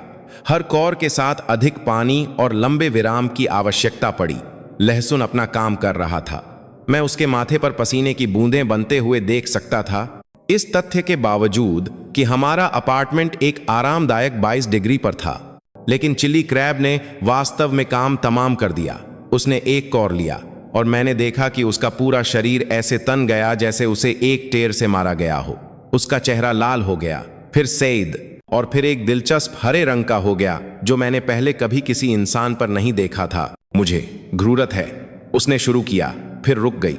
शायद इसलिए क्योंकि बोलने के लिए सांस लेने की जरूरत होती है, और सांस लेना इस समय उसका दोस्त नहीं था। और पानी? मैंने कृपया पूछा, पहले से ही उसका गिलास भरते हुए। यह थोड़ा मसालेदार है, मुझे तुम्हें पहले बताना चाहिए था। उसने हताशा में सिर हिलाया। 3 घूंट में पूरा गिलास आली कर दिया, लेकिन नुकसान हो चुका था। मैं लगभग महसूस कर सकता था कि गर्मी उसके सिस्टम में फैल रही है, उन क्षेत्रों में घाव पर नमक छिड़क रही है जो उसके मेडिकल साहसिक कार्य से पहले से ही संवेदनशील थे। मुझे लगता है कि मुझे लेटने की जरूरत है, उसने कमोर आवाज में कहा। मुझे लगता है कि दर्द निवारक दवाएं भोजन के साथ प्रतिक्रिया कर रही हैं। बिल्कुल, मैंने पूरी चिंता और सहानुभूति के साथ कहा। तुम्हें थोड़ा आराम करना चाहिए, मैं यहां सब साफ कर दूंगा। वह अपने पैरों पर लखाई पहले से कहीं अधिक सावधानी से चल रही थी और एक ऐसी महिला की तरह बेडरूम की ओर लोंगड़ा कर चली गई जो एक बारूदी सुरंग के मैदान से गुर रही हो। हर दम दर्दनाक लग रहा था और मुझे अपनी मुस्कान को दबाने के लिए अपने गाल का अंदर का हिस्सा काटना पड़ा। जैसे ही वह दालान में गायब हुई, मैंने अपने होंठ को वाइब्रेट करते हुए महसूस किया। अस्पताल में काम करने वाले मेरे दोस्त समीर का एक टेक्स्ट संदेश। भाई, तुम यकीन नहीं करोगे कि कल रात इमरजेंसी रूम में क्या केस आया। सेक्स करते समय गोंद से चिपके लोगों को अलग करने के लिए एक विशेषज्ञ को बुलाना पड़ा। मैंने जो सबसे मजेदार चीज देखी है। सच में, मैंने जवाब दिया, अविश्वसनीय, पागलपन। क्या वे लोग ठीक हैं? शारीरिक रूप से वे आयरकार ठीक हो जाएंगे, लेकिन लड़के को जहां अलग किया गया था वहां संक्रमण हो गया है।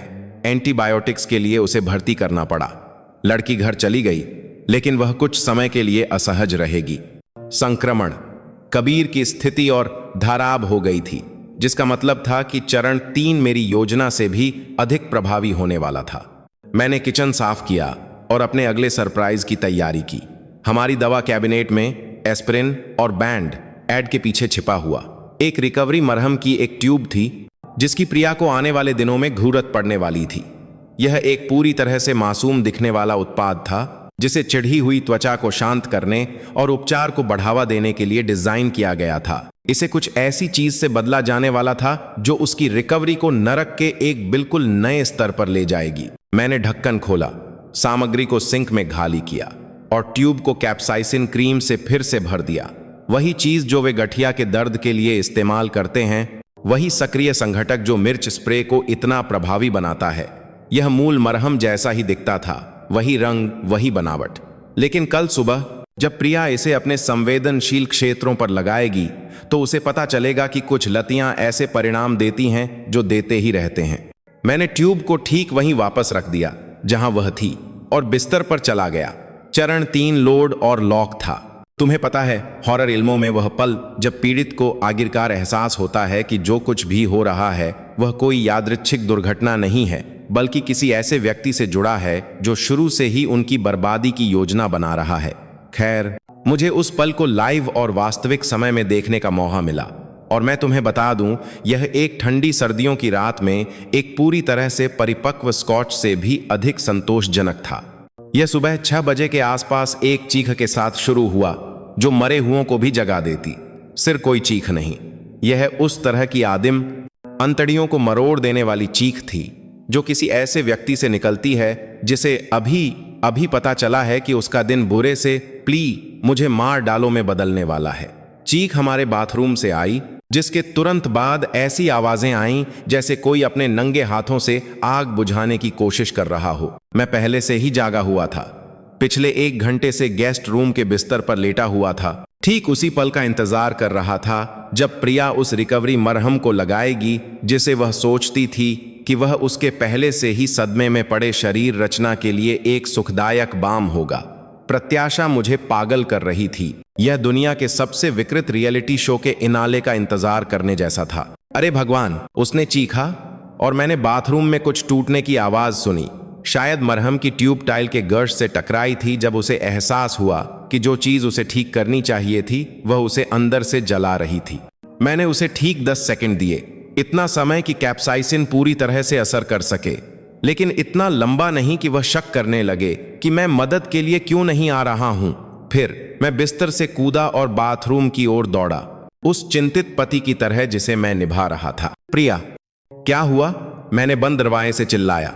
चतुर लड़की, उसने कमोर स्थिति में देखे जाने के बारे में विश्वास की समस्याएं विकसित कर ली थीं। मुझे आश्चर्य है क्यों? दवा में कुछ गड़बड़ है, उसने सांस फूलने के बीच हाँफते हुए कहा। यह जल रहा है। हे भगवान, यह जल रहा है। कौन सी दवा? वह मरहम जो अस्पताल ने दिया। मुझे नहीं पता। इसे रोको। मुझे पानी चलने की आवाज आ रही थी, जिसका मतलब था कि वह शायद क्रीम को धोने की कोशिश कर रही थी। दुर्भाग्य से उसके लिए कैप्साइसिन तेल आधारित है, इसीलिए पानी सिर्फ उसे फैलाता है। यह एक बगीचे की नली से तेल की आग बुझाने की कोशिश करने जैसा है। आप सिर्फ समस्या को और बिगाड़ते हैं। जानू, दरवा खोलो, मैं मदद करूंगा। ताला खुला और दरवा एक ऐसे दृश्य पर खुला जो मजेदार होता अगर यह इतना पूरी तरह से नियोजित न होता। प्रिया सिंक पर झुकी हुई थी, अपने ऊपर पानी डाल रही थी, एक ऐसे व्यक्ति की हताशा के साथ जो नरक से भागने की कोशिश कर रहा हो। उसका चेहरा लाल था, आंसुओं से लथपथ, उसके बाल भीगे हुए थे और वह छोटी छोटी सिसकियां ले रही थी जो मेरा दिल तोड़ देती अगर मेरे पास अभी भी उसके लिए कोई भावना बची होती। ये रुक नहीं रहा है, उसने सिसकते हुए कहा। जलन रुक नहीं रही है, उस ट्यूब में कुछ गड़बड़ है। मैंने फर्श पर पड़ी ट्यूब को देखा। मेरी कलाकृति बाथरूम की टाइलों पर बिखरी हुई थी। अजीब बात है, मैंने कहा, उसे उठाते हुए और उसका निरीक्षण करते हुए जैसे मैंने उसे पहले कभी नहीं देखा हो। यह वही ब्रांड नहीं है जो तुम हमेशा इस्तेमाल करती हो? मुझे नहीं पता, शायद उन्होंने फॉर्मूला बदल दिया हो या यह एक्सपायर हो गया हो। मुझे परवाह नहीं है कि यह क्या है, बस इसे रोको। कैप्साइसिन की खासियत यह है कि यह सिर जलता नहीं है, यह एक गहरी भेदने वाली गर्मी पैदा करता है जो ऐसा महसूस कराती है जैसे यह आपकी हड्डियों से आ रही हो। और जब यह संवेदनशील ऊतकों पर लगता है, खासकर उन ऊतकों पर जो पहले से ही एक आपातकालीन चिकित्सा पृथक्करण प्रक्रिया जैसी चीजों से सदमे में हैं, तो यह एक ऐसे दर्द में बदल जाता है जो आपको आपके द्वारा लिए गए हर फैसले पर सवाल उठाने पर मजबूर कर देता है। हमें अस्पताल जाना होगा, मैंने कहा, उसके कांपते कंधों पर एक तौलिया रखते हुए। यह सामान्य नहीं है, यह किसी तरह की एलर्जी प्रतिक्रिया हो सकती है। मैं वहां वापस नहीं जा सकती, उसने फुसफुसाया। कभी नहीं, कल रात के बाद नहीं। और यह वही था। यह स्वीकारोक्ति कि कल रात एक काम की इमरजेंसी से कुछ यादा थी। वह अपने पैरों के बीच की जलन पर इतनी केंद्रित थी कि उसने अपनी सावधानी खो दी, यह खुलासा करते हुए कि उसके पास अस्पताल से बचने का एक कारण है जो सिर्फ शर्मिंदगी से परे है। जानू, यह गंभीर है, तुम बहुत दर्द में हो और मुझे चिंता है कि कल गिरने से तुम्हें कोई संक्रमण या जटिलता हो सकती है। उसका गिरना। हाँ, हम अभी भी उस कहानी पर टिके हुए थे, भले ही वह वर्तमान में ऐसा महसूस कर रही थी जैसे उसके सबसे निजी हिस्सों पर नेपाम लगाया जा रहा हो। मैं नहीं जा सकती, उसने फिर कहा, लेकिन मैं उसका संकल्प डगमगाते हुए देख सकता था। दर्द उसके अहंकार के इला लड़ाई जीत रहा था और यही वह था जिस पर मैं भरोसा कर रहा था। मेरी तरफ देखो, मैंने कहा, उसके चेहरे को अपने हाथों में लेते हुए, एक समर्पित पति की पूरी कोमलता के साथ। मैं तुमसे प्यार करता हूं, मैं तुम्हें कुछ भी नहीं होने दूंगा, लेकिन यह कुछ ऐसा नहीं है जिसे हम घर पर ठीक कर सकते हैं। अस्पताल की सवारी दर्द की एक सिम्फनी थी। प्रिया यात्री सीट पर ठीक से नहीं बैठ सकती थी। वह आधी लेटी हुई, आधी सिकुड़ी हुई थी, एक ऐसी स्थिति खोजने की कोशिश कर रही थी जो जलन भरे दर्द को और न बढ़ाए। सड़क का हर गड्ढा उसे दर्द की एक नई लहर में भेजता था और वह दरवाजे के हैंडल को इतनी ओर से पकड़े हुए थी कि मुझे डर था कि वह उसे उखाड़ देगी। यह कैसे हो सकता है, वह पूछती रही। यह कैसे हो सकता है? अगर वह सिर्फ उस सवाल का जवाब जानती, अगर वह सिर्फ समझ पाती कि उसके द्वारा अनुभव किया जा रहा हर दर्द का क्षण उसके द्वारा किए गए विकल्पों, उसके द्वारा बोले गए झूठों, उसके द्वारा तोड़े गए विश्वास का सीधा परिणाम है। लेकिन उस स्तर की आत्म जागरूकता इस समय उसकी पहुंच से बाहर थी। हम इमरजेंसी रूम के प्रवेश द्वार पर रुके, ठीक उसी जगह जहां उसे 12 घंटे से भी कम समय पहले अपने प्रेमी से एक अश्लील सियामी जुड़वां की तरह चिपके हुए लाया गया था। विडंबना मुझ पर तम नहीं हुई और मुझे अपनी मुस्कान को दबाना पड़ा जब मैंने उसे कार से बाहर निकलने में मदद की। ट्रायज नर्स ने प्रिया की स्थिति पर एक नज़र डाली और तुरंत उसे एक निजी कमरे में भेज दिया। एक नियमित ग्राहक होने के निश्चित रूप से आयदे थे, खासकर जब आपकी पिछली यात्रा में किसी ऐसे व्यक्ति से शल्य चिकित्सा द्वारा अलग होना शामिल हो जो आपका जीवन साथी नहीं है। डॉ गुप्ता अंदर आए, वही डॉक्टर जिन्होंने पृथक्करण प्रक्रिया की निगरानी की थी। उनके चेहरे पर ऐसा भाव था जैसे वह अपने चिकित्सा करियर के सबसे अजीब हफ्ते से गुजर रहे हों, या जैसे उन्होंने किसी वैकल्पिक ब्रह्मांड में प्रवेश कर लिया हो जहां लोगों के यौन जीवन ने मूल शरीर रचना विज्ञान पर युद्ध की घोषणा कर दी हो। श्रीमती प्रिया मेहरा, उन्होंने चार्ट को देखते हुए कहा, इतनी जल्दी वापस, क्या कोई समस्या है? प्रिया ने मरहम, जलन और उसके द्वारा अनुभव की जा रही प्रतिक्रिया के बारे में समझाने की कोशिश की। डॉ गुप्ता ने उस पेशेवर धैर्य के साथ सुना जो वर्षों तक चिकित्सा रहस्यों से निपटने से आता है, लेकिन मैं देख सकता था कि जब उन्होंने उसकी जांच की तो उनकी आंखों में चिंता बढ़ रही थी। सूजन का यह स्तर, यह गंभीर है, उन्होंने आयरकार कहा। कल की प्रक्रिया से ऊतक क्षति के ऊपर एक रासायनिक जलन प्रतीत होती है जो एक संभावित रूप से गंभीर स्थिति पैदा कर रही है।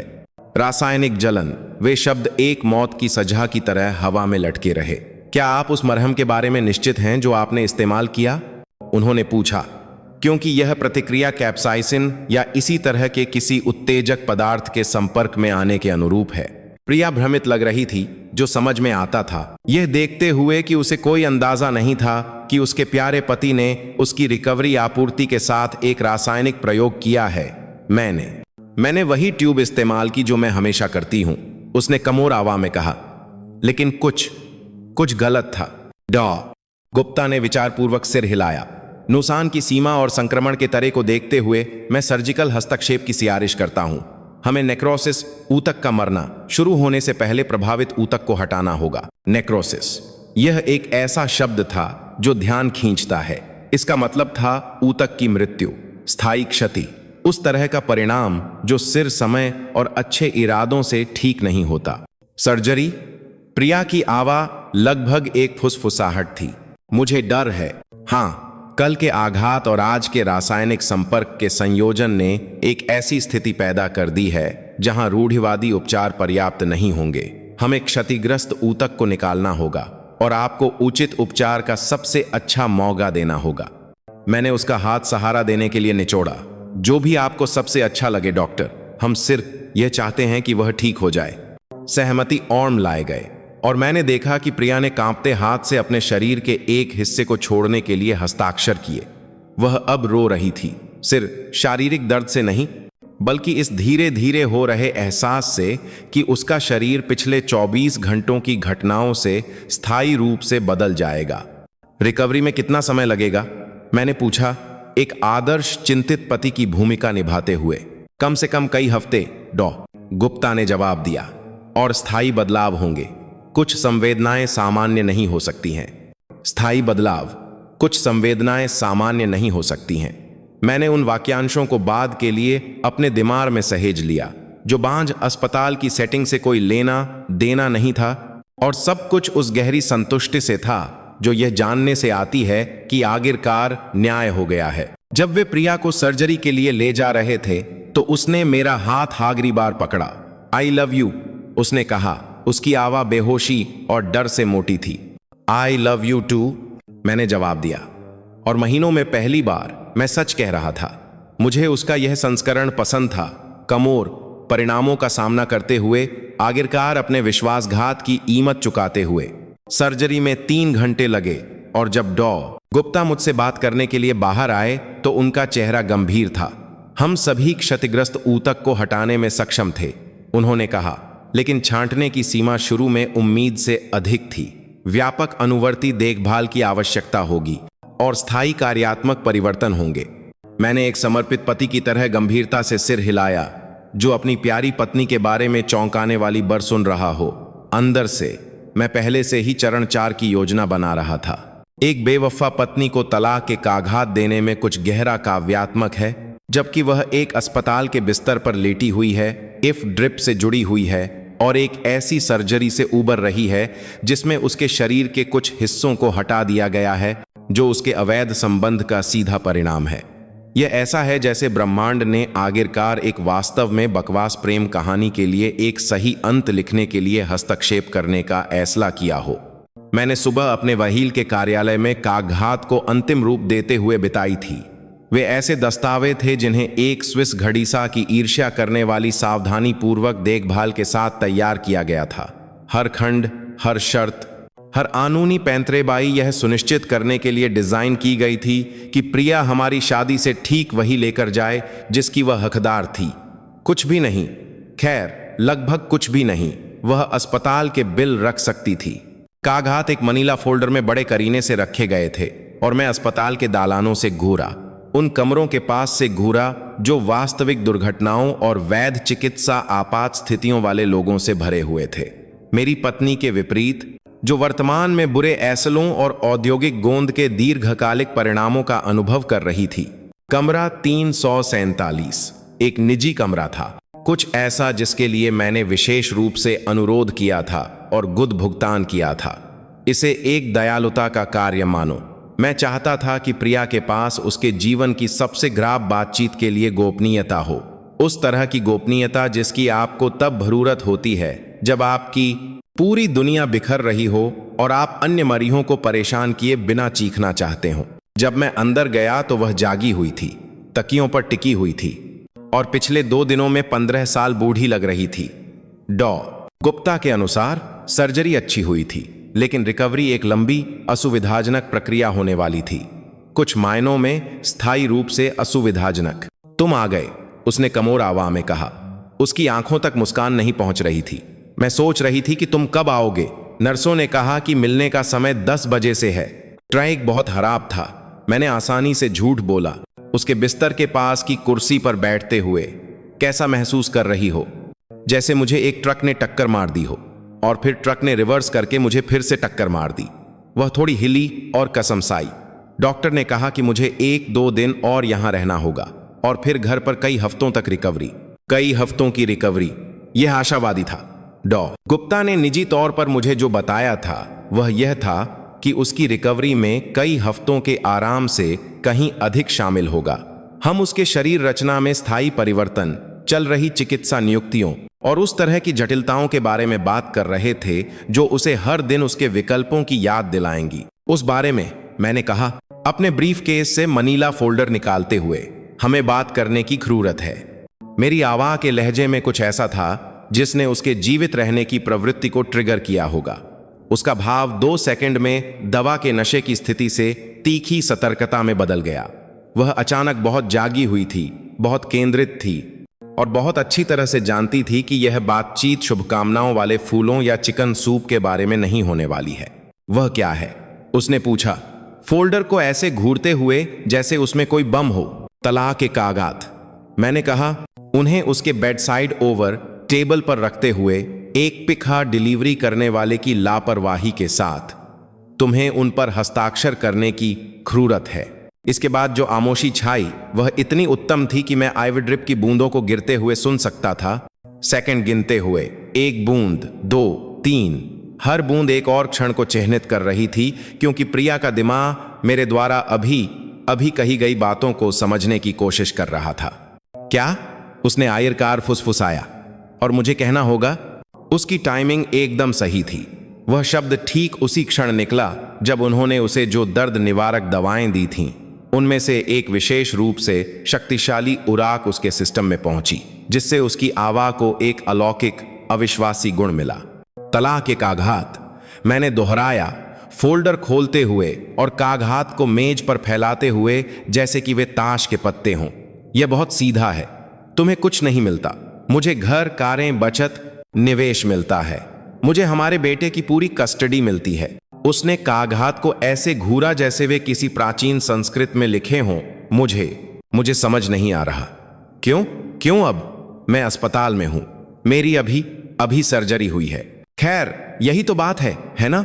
मैंने कहा, कुर्सी पर वापस बैठते हुए और अपने पैरों को क्रॉस करते हुए, जैसे हम उसके जीवन के पूर्ण विनाश के बजाय सप्ताहांत की योजनाओं पर चर्चा कर रहे हों। देखो, मुझे कबीर के बारे में पता है, मुझे अवैध संबंध के बारे में पता है, होटल के कमरे, संदेश, वह चांदी की जापानी लुब्रिकेंट की ट्यूब जिसे तुम अपनी अतिरिक्त गतिविधियों को बढ़ाने के लिए इस्तेमाल कर रही थी। उसके चेहरे से रंग इतनी तेजी से उड़ा कि मैंने सोचा कि वह बेहोश हो सकती है। उसका मुंह कुछ बार खुला और बंद हुआ, लेकिन कोई आवाज नहीं निकली। वह हवा के लिए हाँफती हुई एक मछली की तरह लग रही थी। अगर मछलियां अस्तित्व संबंधी भय का अनुभव कर सकती। मुझे पता है कि तुमने मुझे दवा दी ताकि तुम चुपके से अपने प्रेमी से मिलने जा सको। मुझे किराना फोल्डर में छिपे एन्क्रिप्टेड मैसेजिंग ऐप के बारे में पता है। मुझे पता है कि कबीर ठीक ऊपर 403 में रहता है, और मुझे पता है कि कल बेस डीजी रात की मेडिकल इमरजेंसी वह काम से संबंधित दुर्घटना नहीं थी जिसका तुमने दावा किया था। हर रहस्योद्घाटन उस पर एक शारीरिक प्रहार की तरह लगा। मैं वास्तव में उसे सिकुड़ते हुए देख सकता था, जैसे कोई धीरे धीरे उसके पूरे अस्तित्व से हवा निकाल रहा हो। कैसे? वह बमुश्किल आवाज निकाल पाई। क्या इससे घर पड़ता है? घर यह पड़ता है कि मुझे पता है, और अब तुम इन कागजात पर हस्ताक्षर करने जा रही हो। तुम अपने विकल्पों के परिणाम स्वीकार करने जा रही हो, और तुम मेरी जिंदगी से धा होने जा रही हो। उसने उद को सीधा करने की कोशिश की, जो उसकी वर्तमान चिकित्सा स्थिति को देखते हुए एक ललती थी। इस हरकत ने उसके चेहरे पर दर्द की एक लहर भेज दी जो लगभग प्रवेश की जीमत के बराबर थी। तुम यह नहीं कर सकते, उसने कहा। उसकी आवाज में हताशा घुल रही थी। इस तरह नहीं, जब मैं घायल और कमोर हूं। घायल और कमोर। मैं हंसा, और हंसी मेरे इरादे से कहीं ज्यादा गहरी निकली। यह मजेदार है। तुम फैसले लेने में काफी सक्षम थीं जब तुम मेरी पीठ पीछे घूम रही थीं। तुम होटल की मुलाकातों की योजना बनाने में सक्षम थीं, दूसरे आदमियों पर लुब्रिकेंट लगाने में सक्षम थीं। लेकिन अब जब परिणाम भुगतने का समय आया है, तो अचानक तुम उनका सामना करने के लिए बहुत घायल और कमोर हो। इसका कोई मतलब नहीं था, उसने कहा, और मैं उसकी आंखों में आंसू बनते हुए देख सकता था। कबीर मेरे लिए कुछ भी नहीं था। यह सिर्फ शारीरिक था। यह एक ललती थी। लती। मैंने उस शब्द को हमारे बीच हवा में लटकने दिया। तुम्हें पता है लती क्या होती है प्रिया?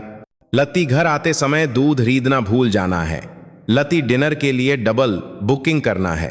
तुमने जो किया वह महीनों में किए गए, जानबूझकर किए गए विकल्पों की एक श्रृंखला थी।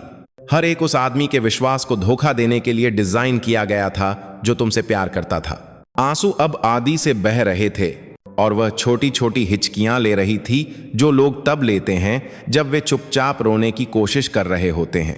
किसी अन्य परिस्थिति में मुझे उस पर तरस आ सकता था, लेकिन यह कोई अन्य परिस्थिति नहीं थी। प्लीज, उसने फुसफुसाया, हम इससे उबर सकते हैं, हम काउंसलिंग में जा सकते हैं, मैं इसे ठीक करने के लिए कुछ भी करूंगी, कुछ भी। मैं आगे झुका, सच में उत्सुक। क्या तुम अवैध संबंध को मिटा सकती हो? क्या तुम मुझे वे रातें वापस दे सकती हो जो मैंने अकेले बिताई जबकि तुम उस आदमी के साथ थीं? क्या तुम झूठ, धोखे और हमारे द्वारा साथ बनाई गई हर चीज के पूर्ण विनाश को उलट सकती हो? उसने जवाब देने के लिए अपना मुंह खोला, लेकिन मैंने उसे रोकने के लिए अपना हाथ उठाया, क्योंकि अगर तुम इनमें से कुछ भी नहीं कर सकती और हम दोनों जानते हैं कि तुम नहीं कर सकती, तो उबरने के लिए कुछ भी नहीं है, सिर साई है। मैंने खड़े होकर कागहात को उसके बिस्तर के करीब खिसकाया। इस पर हस्ताक्षर करो प्रिया, स्वीकार करो कि यह तम हो गया है और यह कैसे तम होता है। इसमें थोड़ी गरिमा बनाए रखने की कोशिश करो। उसने एक लंबे समय तक कागहात को घूरा, फिर मुझे उन आंखों से देखा जिनमें शायद आशा की एक झलक थी। हमारा बेटा, उसने कहा, तुम एक बेटे को उसकी मां से दूर नहीं कर सकते। देखते रहो। मैंने अपना होन निकाला और उसे स्क्रीन दिखाई। मेरे पास तुम्हारा और कबीर का एक ही स्ट्रेचर पर इमारत से बाहर ले जाते हुए वीडियो है। मेरे पास तुम्हारे संदेशों के स्क्रीनशॉट हैं। मेरे पास तुम्हारे मुझे दवा देने का सबूत है। हाँ, मैंने उस दूध का परीक्षण करवाया था। झोलपिडेम, अगर तुम सोच रही हो। उसका चेहरा फिर से सजेद हो गया, लेकिन इस बार इसमें कुछ ऐसा था जो सच्चे डर जैसा लग रहा था। किसी भी कस्टडी की लड़ाई में तुम्हारे ऐसले, तुम्हारी जीवन शैली और एक माता पिता के रूप में तुम्हारी उपयुक्तता के बारे में बहुत सारे असहज सवाल शामिल होंगे। क्या तुम सच में उस रास्ते पर जाना चाहती हो? उसने कांपते हाथ से कागहात पकड़े और उन्हें बीच से फाड़ दिया। मैं कुछ भी हस्ताक्षर नहीं करूंगी, उसने कहा। और एक पल के लिए पुरानी प्रिया की एक झलक थी, विद्रोही, इद्दी, इस बात पर यकीन रखने वाली कि वह किसी भी स्थिति से लड़कर बाहर निकल सकती है। तुम तलाक चाहते हो? ठीक है, लेकिन मैं चुपचाप बैठकर तुम्हें सब कुछ ले जाने नहीं दूंगी। मैंने मुस्कुराते हुए अपने ब्रीफकेस से कागहात का एक और सेट निकाला। मुझे उम्मीद थी कि तुम यही कहोगी। वह क्या है? Plan B. अगर तुम मेरे द्वारा प्रस्तावित उदार समझौते पर हस्ताक्षर नहीं करती हो तो हम अदालत में जाते हैं और अदालत में यह सब सार्वजनिक रिकॉर्ड बन जाता है। अवैध संबंध, तुम्हारी मेडिकल इमरजेंसी की परिस्थितियां, तुम्हारा मुझे दवा देना, सब कुछ। क्या तुम सच में यही चाहती हो? उसने कागहात के दूसरे सेट को घूरा और मैं ठीक उसी पल को देख सकता था जब उसे एहसास हुआ कि वह पूरी तरह से फंस चुकी है। कोई बच निकलने का रास्ता नहीं था, कोई चतुर कानूनी पैंतरेबाई नहीं थी, कोई अंतिम मिनट का बचाव नहीं था। सिर्फ परिणामों की ठंडी कठोर वास्तविकता थी जो आखिरकार उसके विकल्पों के साथ आ गई थी। लेकिन गरिमा के साथ हार स्वीकार करने के बजाय उसने कुछ ऐसा किया जिसकी मैंने उम्मीद नहीं की थी। वह हंसने लगी। उसी वाली हंसी नहीं, बल्कि वह टूटी हुई उन्मादी हंसी जो लोग तब हंसते हैं जब उनका दिमाग आखिरकार हार मान लेता है और घर चला जाता है। यह एक खिलखिलाहट के रूप में शुरू हुआ और एक पूरी तरह से खिलखिलाहट में बदल गया जो अस्पताल के कमरे की दीवारों से गूंज रहा था। तुम सोचते हो कि तुम जीत गए, है ना? उसने सांस फूलते हुए कहा। तुम सोचते हो कि तुम बहुत चतुर हो, बहुत चालाक हो, लेकिन तुम्हें कोई अंदाजा नहीं है कि तुमने क्या किया है। मुझे समझाओ। कबीर कहीं नहीं जा रहा है। भले ही हम तला ले लें, भले ही तुम सब कुछ ले लो, वह अभी भी वहीं रहेगा और दूसरे भी हैं। क्या तुम सच में सोचते हो कि वह पहला था? क्या तुम सच में सोचते हो कि यह कोई अकेली घटना थी? वे शब्द मेरे गाल पर एक थप्पड़ की तरह लगे, लेकिन मैंने अपना भाव तटस्थ रखा। दूसरे? ओ जानू, उसने कहा। उसकी आवाज अब शुद्ध हर थी। तुम्हें कोई अंदाजा नहीं है कि यह कितने समय से चल रहा है। कबीर सिर सबसे नया था, सबसे सुविधाजनक, लेकिन दूसरे भी थे, बहुत सारे। और यह वही था, वह अंतिम रहस्योद्घाटन जिसने मेरे सावधानीपूर्वक नियोजित प्रतिशोध को एक शल्य चिकित्सा स्ट्राइक से कुछ और अधिक व्यापक में बदल दिया। मैंने अपनी टूटी हुई अस्पताल में भर्ती जल्द ही पूर्व पत्नी बनने वाली को देखा और महसूस किया कि चरण 4 मूल रूप से नियोजित की तुलना में बहुत अधिक व्यापक होने वाला है। तुम्हें पता है वे क्या कहते हैं, इंटरनेट कभी नहीं भूलता। खैर, पता चला है कि यह गास्कर तब सच है जब आपकी बेवफा पत्नी और उसके प्रेमी को कल्पना की जा सकने वाली सबसे अपमानजनक स्थिति में अस्पताल ले जाया जा रहा हो और आपकी आधी इमारत के पास HD वीडियो क्षमताओं वाले स्मार्टफोन हो। 302 की शर्मा आंटी ने वास्तव में गुद को पार कर लिया था। यह महिला जो आमतौर पर अपनी बिल्लियों के सांसारिक काम करने की रिकॉर्डिंग में अपना समय बिताती थी, किसी तरह पूरी एम्बुलेंस गाथा को शानदार चारक में कैप्चर करने में कामयाब रही। यह वीडियो आकस्मिक सिनेमैटोग्राफी की एक उत्कृष्ट कृति थी। पैरामेडिक्स के शुरुआती भ्रम से लेकर उस क्षण तक जब उन्हें एहसास हुआ कि उन्हें एक बड़े स्ट्रेचर की जरूरत है, और कबीर और प्रिया के अंतिम शॉट तक जिन्हें एक अश्लील मूर्ति की तरह ले जाया जा रहा था, सब कुछ वहां था। सबसे अच्छी बात यह थी कि उन दोनों के चेहरे साफ दिखाई दे रहे थे। मैंने शर्मा आंटी से इस बहाने से एक कॉपी प्राप्त की कि मैं यह सुनिश्चित करना चाहता था कि प्रिया ठीक है। उन्होंने इस पर विश्वास कर लिया क्योंकि मैंने पिछले कुछ दिनों में एक चिंतित पति की अपनी भूमिका पूरी तरह से निभाई थी। उन्हें यह नहीं पता था कि मेरे पास उनकी शौकिया इल्म निर्माण के लिए उनकी भलाई की जांच करने से कहीं बड़ी योजनाएं थीं। वीडियो प्राप्त करने के 6 घंटे के भीतर मैंने हर प्रमुख सोशल मीडिया प्लेटफॉर्म पर खाते बना लिए थे। टिकटॉक, इंस्टाग्राम, ट्विटर, फेसबुक, पूरा डिजिटल पारिस्थितिकी तंत्र जहां शर्म पेट्री डिश में बैक्टीरिया की तरह फैलती है। वीडियो को एक सावधानी पूर्वक तैयार किए गए कैप्शन के साथ अपलोड किया गया था, जिसमें बिना मानहानि के मुद्दा किए जाने के लिए पर्याप्त कहानी बताई गई थी, लेकिन यह वायरल होने के लिए पर्याप्त था। धोखेबाज कपल का सुपर ग्लू कांड वास्तव में हिट हुआ। सरल, सीधा, और यह गारंटी थी कि लोग शेयर बटन पर क्लिक करेंगे इससे पहले कि वे WTF भी कह सकें। पता चला इंटरनेट के पास दूसरों के जीवन को शानदार ढंग से बिखरते हुए देखने की एक अतृप्त भूख है। 12 घंटों में वीडियो को 5 लाख से अधिक बार देखा गया और यह प्लेटफॉर्म पर ट्रेंड करने लगा। तीसरे दिन तक प्रतिक्रिया वीडियो, संपादित क्लिप और यहां तक कि लोकप्रिय गीतों पर रीमिक्स किए गए संस्करण भी थे। लेकिन असली जादू तब हुआ जब लोगों ने उन्हें पहचानना शुरू कर दिया। अरे, क्या यह फ्लेक्स फिटनेस का कबीर नहीं है? यह उन पहले कमेंट्स में से एक था जिसने मेरा ध्यान खींचा। पता चला कबीर एक इंस्टाग्राम फिटनेस इन्फ्लुएंसर था जिसके काफी फॉलोअर्स थे, जो गुद को एक रिलेशनशिप कोच और लाइफस्टाइल गुरु के रूप में बाहर में बेचता था। विडंबना इतनी मोटी थी कि उसे चाकू से काटा जा सकता था। घंटों के भीतर किसी ने उसे पूरी तरह से डॉक्स कर दिया था। उसका पूरा नाम, उसका जिम, उसका इंस्टाग्राम हैंडल, उसकी व्यावसायिक वेबसाइट, सब कुछ इंटरनेट के लिए जांचने और न्याय करने के लिए सामने रख दिया गया था। और उन्होंने न्याय किया। उसके जिम ने उसे हफ्ते के अंत से पहले निकाल दिया। एक शादीशुदा महिला के साथ अवैध संबंध के दौरान गोंद से चिपकने के लिए इंटरनेट पर वायरल होना शायद उस तरह का प्रचार नहीं था जो वे चाहते थे। उसका इंस्टाग्राम अकाउंट टिप्पणियों से भर गया, जिसमें बेहतर लुब्रिकेंट विकल्पों के उपयोगी सुझावों से लेकर धोखेबाजों के साथ क्या होना चाहिए, इसके विस्तृत विवरण तक शामिल थे। लेकिन कबीर की सार्वजनिक फांसी प्रिया के साथ जो हुआ, उसके मुकाबले कुछ भी नहीं थी। किसी ने उसे हमारे बेटे के स्कूल की PTA मीटिंग से पहचाना, दूसरे ने उसे उसके बुक क्लब से पहचाना, तीसरे ने उसे उस स्थानीय योग स्टूडियो से पहचाना जहां वह सालों से नियमित रूप से जाती थी। एक बार जब उसकी पहचान हो गई तो यह हमारे सामाजिक दायरे में जंगल की आग की तरह फैल गई। उसका ओन लगातार बजने लगा।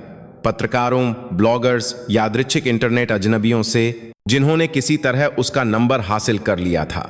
उसने अपने सभी सोशल मीडिया खातों को सार्वजनिक रखने की हल्ती की थी, जिसका मतलब था कि हर कोई उस एक आदर्श पत्नी और मां की जिंदगी देख सकता है जिसे उसने सालों से सावधानी पूर्वक संवारा था। उसके ऑनलाइन व्यक्तित्व और उस वास्तविकता के बीच का अंतर जिसे हर कोई अभी अभी देख चुका था, इंटरनेट ट्रोलों के लिए एक कॉमेडी गोल्ड माइन था। उन्होंने अगल बगल की तुलनाएं पोस्ट करना शुरू कर दिया। प्रिया की एक इंस्टाग्राम पोस्ट जिसमें लिखा था, मेरे अद्भुत पति के साथ डेट नाइट के बगल में एम्बुलेंस वीडियो का एक स्क्रीनशॉट। उसकी एक फेसबुक पोस्ट जिसमें शादी में वफादारी और विश्वास के बारे में बात की गई थी, के बगल में उसे दूसरे आदमी से चिपके हुए ले जाते हुए एक स्टिल रेम। उसके दोस्त एक एक करके दूर होने लगे। जब भी वह मीटिंग में आने की कोशिश करती तो बुक क्लब में रहस्यमय तरीके से शेड्यूलिंग में टकराव होने लगता। योग स्टूडियो अचानक सिस्टम में उसकी सदस्यता नहीं ढूंढ पा रहा था। यहां तक कि स्थानीय किराने की दुकान के कैशियर भी उसे ऐसी नज़र से देखने लगे जो नरक को भी जमा दे। लेकिन असली उत्कृष्ट कृति तब आई जब मैंने कुछ ऐसा खोजा जिसने कबीर के अवैध संबंध को शौकिया स्तर का बना दिया। उसके टैबलेट की ब्राउजिंग हिस्ट्री में छिपा हुआ सबूत जिसने मेरे ऊन को ठंडा कर दिया और मेरी बदला लेने की योजना को घातीय रूप से बढ़ा दिया। वह दूसरे लोगों के होने के बारे में झूठ नहीं बोल रही थी। बहुत सारे थे। निजी समूहों का एक पूरा नेटवर्क था जो एन्क्रिप्टेड ऐप्स और गुप्त मुलाहतों की तलाश करने वाले शादीशुदा लोगों के लिए समर्पित वेबसाइटों के माध्यम से संचालित होता था। यह सिर्फ आकस्मिक धोखा नहीं था, यह सदस्यता शुल्क, पृष्ठभूमि की जांच और नियमित कार्यक्रमों के साथ संगठित व्यवस्थित बेवफाई थी। प्रिया 3 साल से अधिक समय से एक प्रीमियम सदस्य थी। 3 कमीने साल। सबूत सब वहां थे। होटल की रसीदें, सदस्यता की पुष्टि, यहां तक कि दूसरे सदस्यों के बारे में उसने जो समीक्षाएं लिखी थीं, वह एक पूरी तरह से दोहरी जिंदगी जी रही थी। और मैं इतना भोला और भरोसेमंद था कि उसे देख नहीं पाया। लेकिन अब मैंने सब कुछ देख लिया था। और इससे भी महत्वपूर्ण बात यह है कि मेरे पास हर चीज का दस्तावेजीकरण था। मैंने सभी सबूतों को प्रिंट किया, उन्हें एक व्यापक आयल में संकलित किया और सीधे पुलिस स्टेशन चला गया। इसलिए नहीं कि बेवफाई अवैध है, दुर्भाग्य से ऐसा नहीं है, बल्कि इसलिए कि नेटवर्क उद कुछ ऐसी गतिविधियों में शामिल था जो स्पष्ट रूप से कानूनी सीमा को पार कर गई थीं। एक के लिए कर चोरी थी। सदस्यता शुल्क को आय के रूप में आयोजकों द्वारा रिपोर्ट नहीं किया जा रहा था। फिर वेश्यावृत्ति का मुद्दा था। कुछ सदस्य अपनी सेवाओं के लिए दूसरे सदस्यों को भुगतान कर रहे थे, जो इसे एक वाणिज्यिक संचालन बनाता था। और असली किकर यह था कि कई सदस्य अपनी गतिविधियों को निधि देने के लिए कंपनी के क्रेडिट कार्ड और व्यय खातों का उपयोग कर रहे थे, जिसका अर्थ था गबन और धोखाधड़ी। इंस्पेक्टर सिंह ने मेरी कहानी उस व्यक्ति के भाव से सुनी जो सोचता है कि उसने दुनिया में सब कुछ देखा है, केवल यह पता लगाने के लिए कि वह बहुत हल्लत था। जब मैंने सबूत पेश करना समाप्त कर दिया तो वह एक पल के लिए बस बैठा रहा, अपना सिर हिलाता रहा। ये बहुत से लोगों को नीचे ले जाएगा, उसने आयरकार कहा। अच्छा है, मैंने जवाब दिया, ले जाना चाहिए। 1 हफ्ते के भीतर जांच का विस्तार सीबीआई को शामिल करने के लिए हो गया। पता चला नेटवर्क कई राज्यों में संचालित होता था, जिसने इसे संघीय अधिकार क्षेत्र बना दिया। संपत्तियां जब्त कर ली गईं, गिरफ्तारियां की गईं और अचानक प्रिया सिर सार्वजनिक अपमान का सामना नहीं कर रही थी, वह संभावित आपराधिक आरोपों का सामना कर रही थी। स्थानीय बरों ने कहानी को उठाया और हमारा छोटा सा उपनगरीय घोटाला आधुनिक विवाह और डिजिटल बेवफाई के बारे में एक चेतावनी कथा बन गया। प्रिया की तस्वीर शाम की बरों में थी, जिसे एक बहु राज्यीय अवैध संबंध के सरगना में एक प्रमुख व्यक्ति के रूप में पहचाना गया। उसने घर से निकलना पूरी तरह से बंद कर दिया, अपने ओन का जवाब देना बंद कर दिया और ईमेल या टेक्स्ट का जवाब देना बंद कर दिया। वह अब अपने ही घर में एक कैदी थी, एक ऐसी दुनिया का सामना करने से डरती थी जो अब ठीक ठीक जानती थी कि वह वास्तव में कौन है। और कबीर, वह पूरी तरह से गायब हो गया। शहर छोड़ दिया, अपने सोशल मीडिया खाते बंद कर दिए और ऐसे गायब हो गया जैसे वह कभी मौजूद ही नहीं था। वास्तव में एक चतुर चाल। इंटरनेट की याददाश्त लंबी हो सकती है, लेकिन अगर आप उद को समीकरण से हटा दें तो वह आसानी से विचलित हो जाता है। लेकिन प्रिया गायब नहीं हो सकती थी। उसके बहुत सारे संबंध थे, बहुत सारी जिम्मेदारियां थीं, बहुत सारे सबूत थे जो उसे हर चीज से बांधते थे। वह फंस गई थी और वह यह जानती थी। चरण 4 सभी उम्मीदों से परे काम कर रहा था। 3 हफ्ते बाद कबीर ने वापस आने की हल्ती की। मैं लिविंग रूम में बैठा था, अपनी सुबह की कॉफी और उस शांतिपूर्ण आमोशी का आनंद ले रहा था जो अकेले घर होने पर आती है। तभी मैंने सामने के लॉन से एक परिचित चीख सुनी। खिड़की से बाहर मैं कबीर को हमारे सामने के दरवाजे पर खड़ा देख सकता था। प्रिया पर बेतहाशा इशारा कर रहा था, जो दरवाजे को ऐसे रोक रही थी जैसे वह गोट नॉक्स की रखवाली कर रही हो, न कि एक कमीने के घोंसले की। आदमी ऐसा लग रहा था जैसे वह सड़कों पर रह रहा हो। बिना दाढ़ी के उसके कपड़े झुर्रीदार थे, और उसमें वह हताशा की हवा थी जो तब आती है जब आपकी पूरी जिंदगी सोशल मीडिया पर फट जाती है। पता चला गायब होना उतना अच्छा काम नहीं कर रहा था जितना उसने उम्मीद की थी। इंटरनेट का ध्यान भले ही छोटा हो, लेकिन बिल कलेक्टरों और नारार जिम मालिकों की याददाश्त बहुत लंबी होती है। तुम पर मेरे 20 लाख रुपये बाई हैं, वह चिल्ला रहा था, इतना जोर से कि पड़ोसी सुन सकें।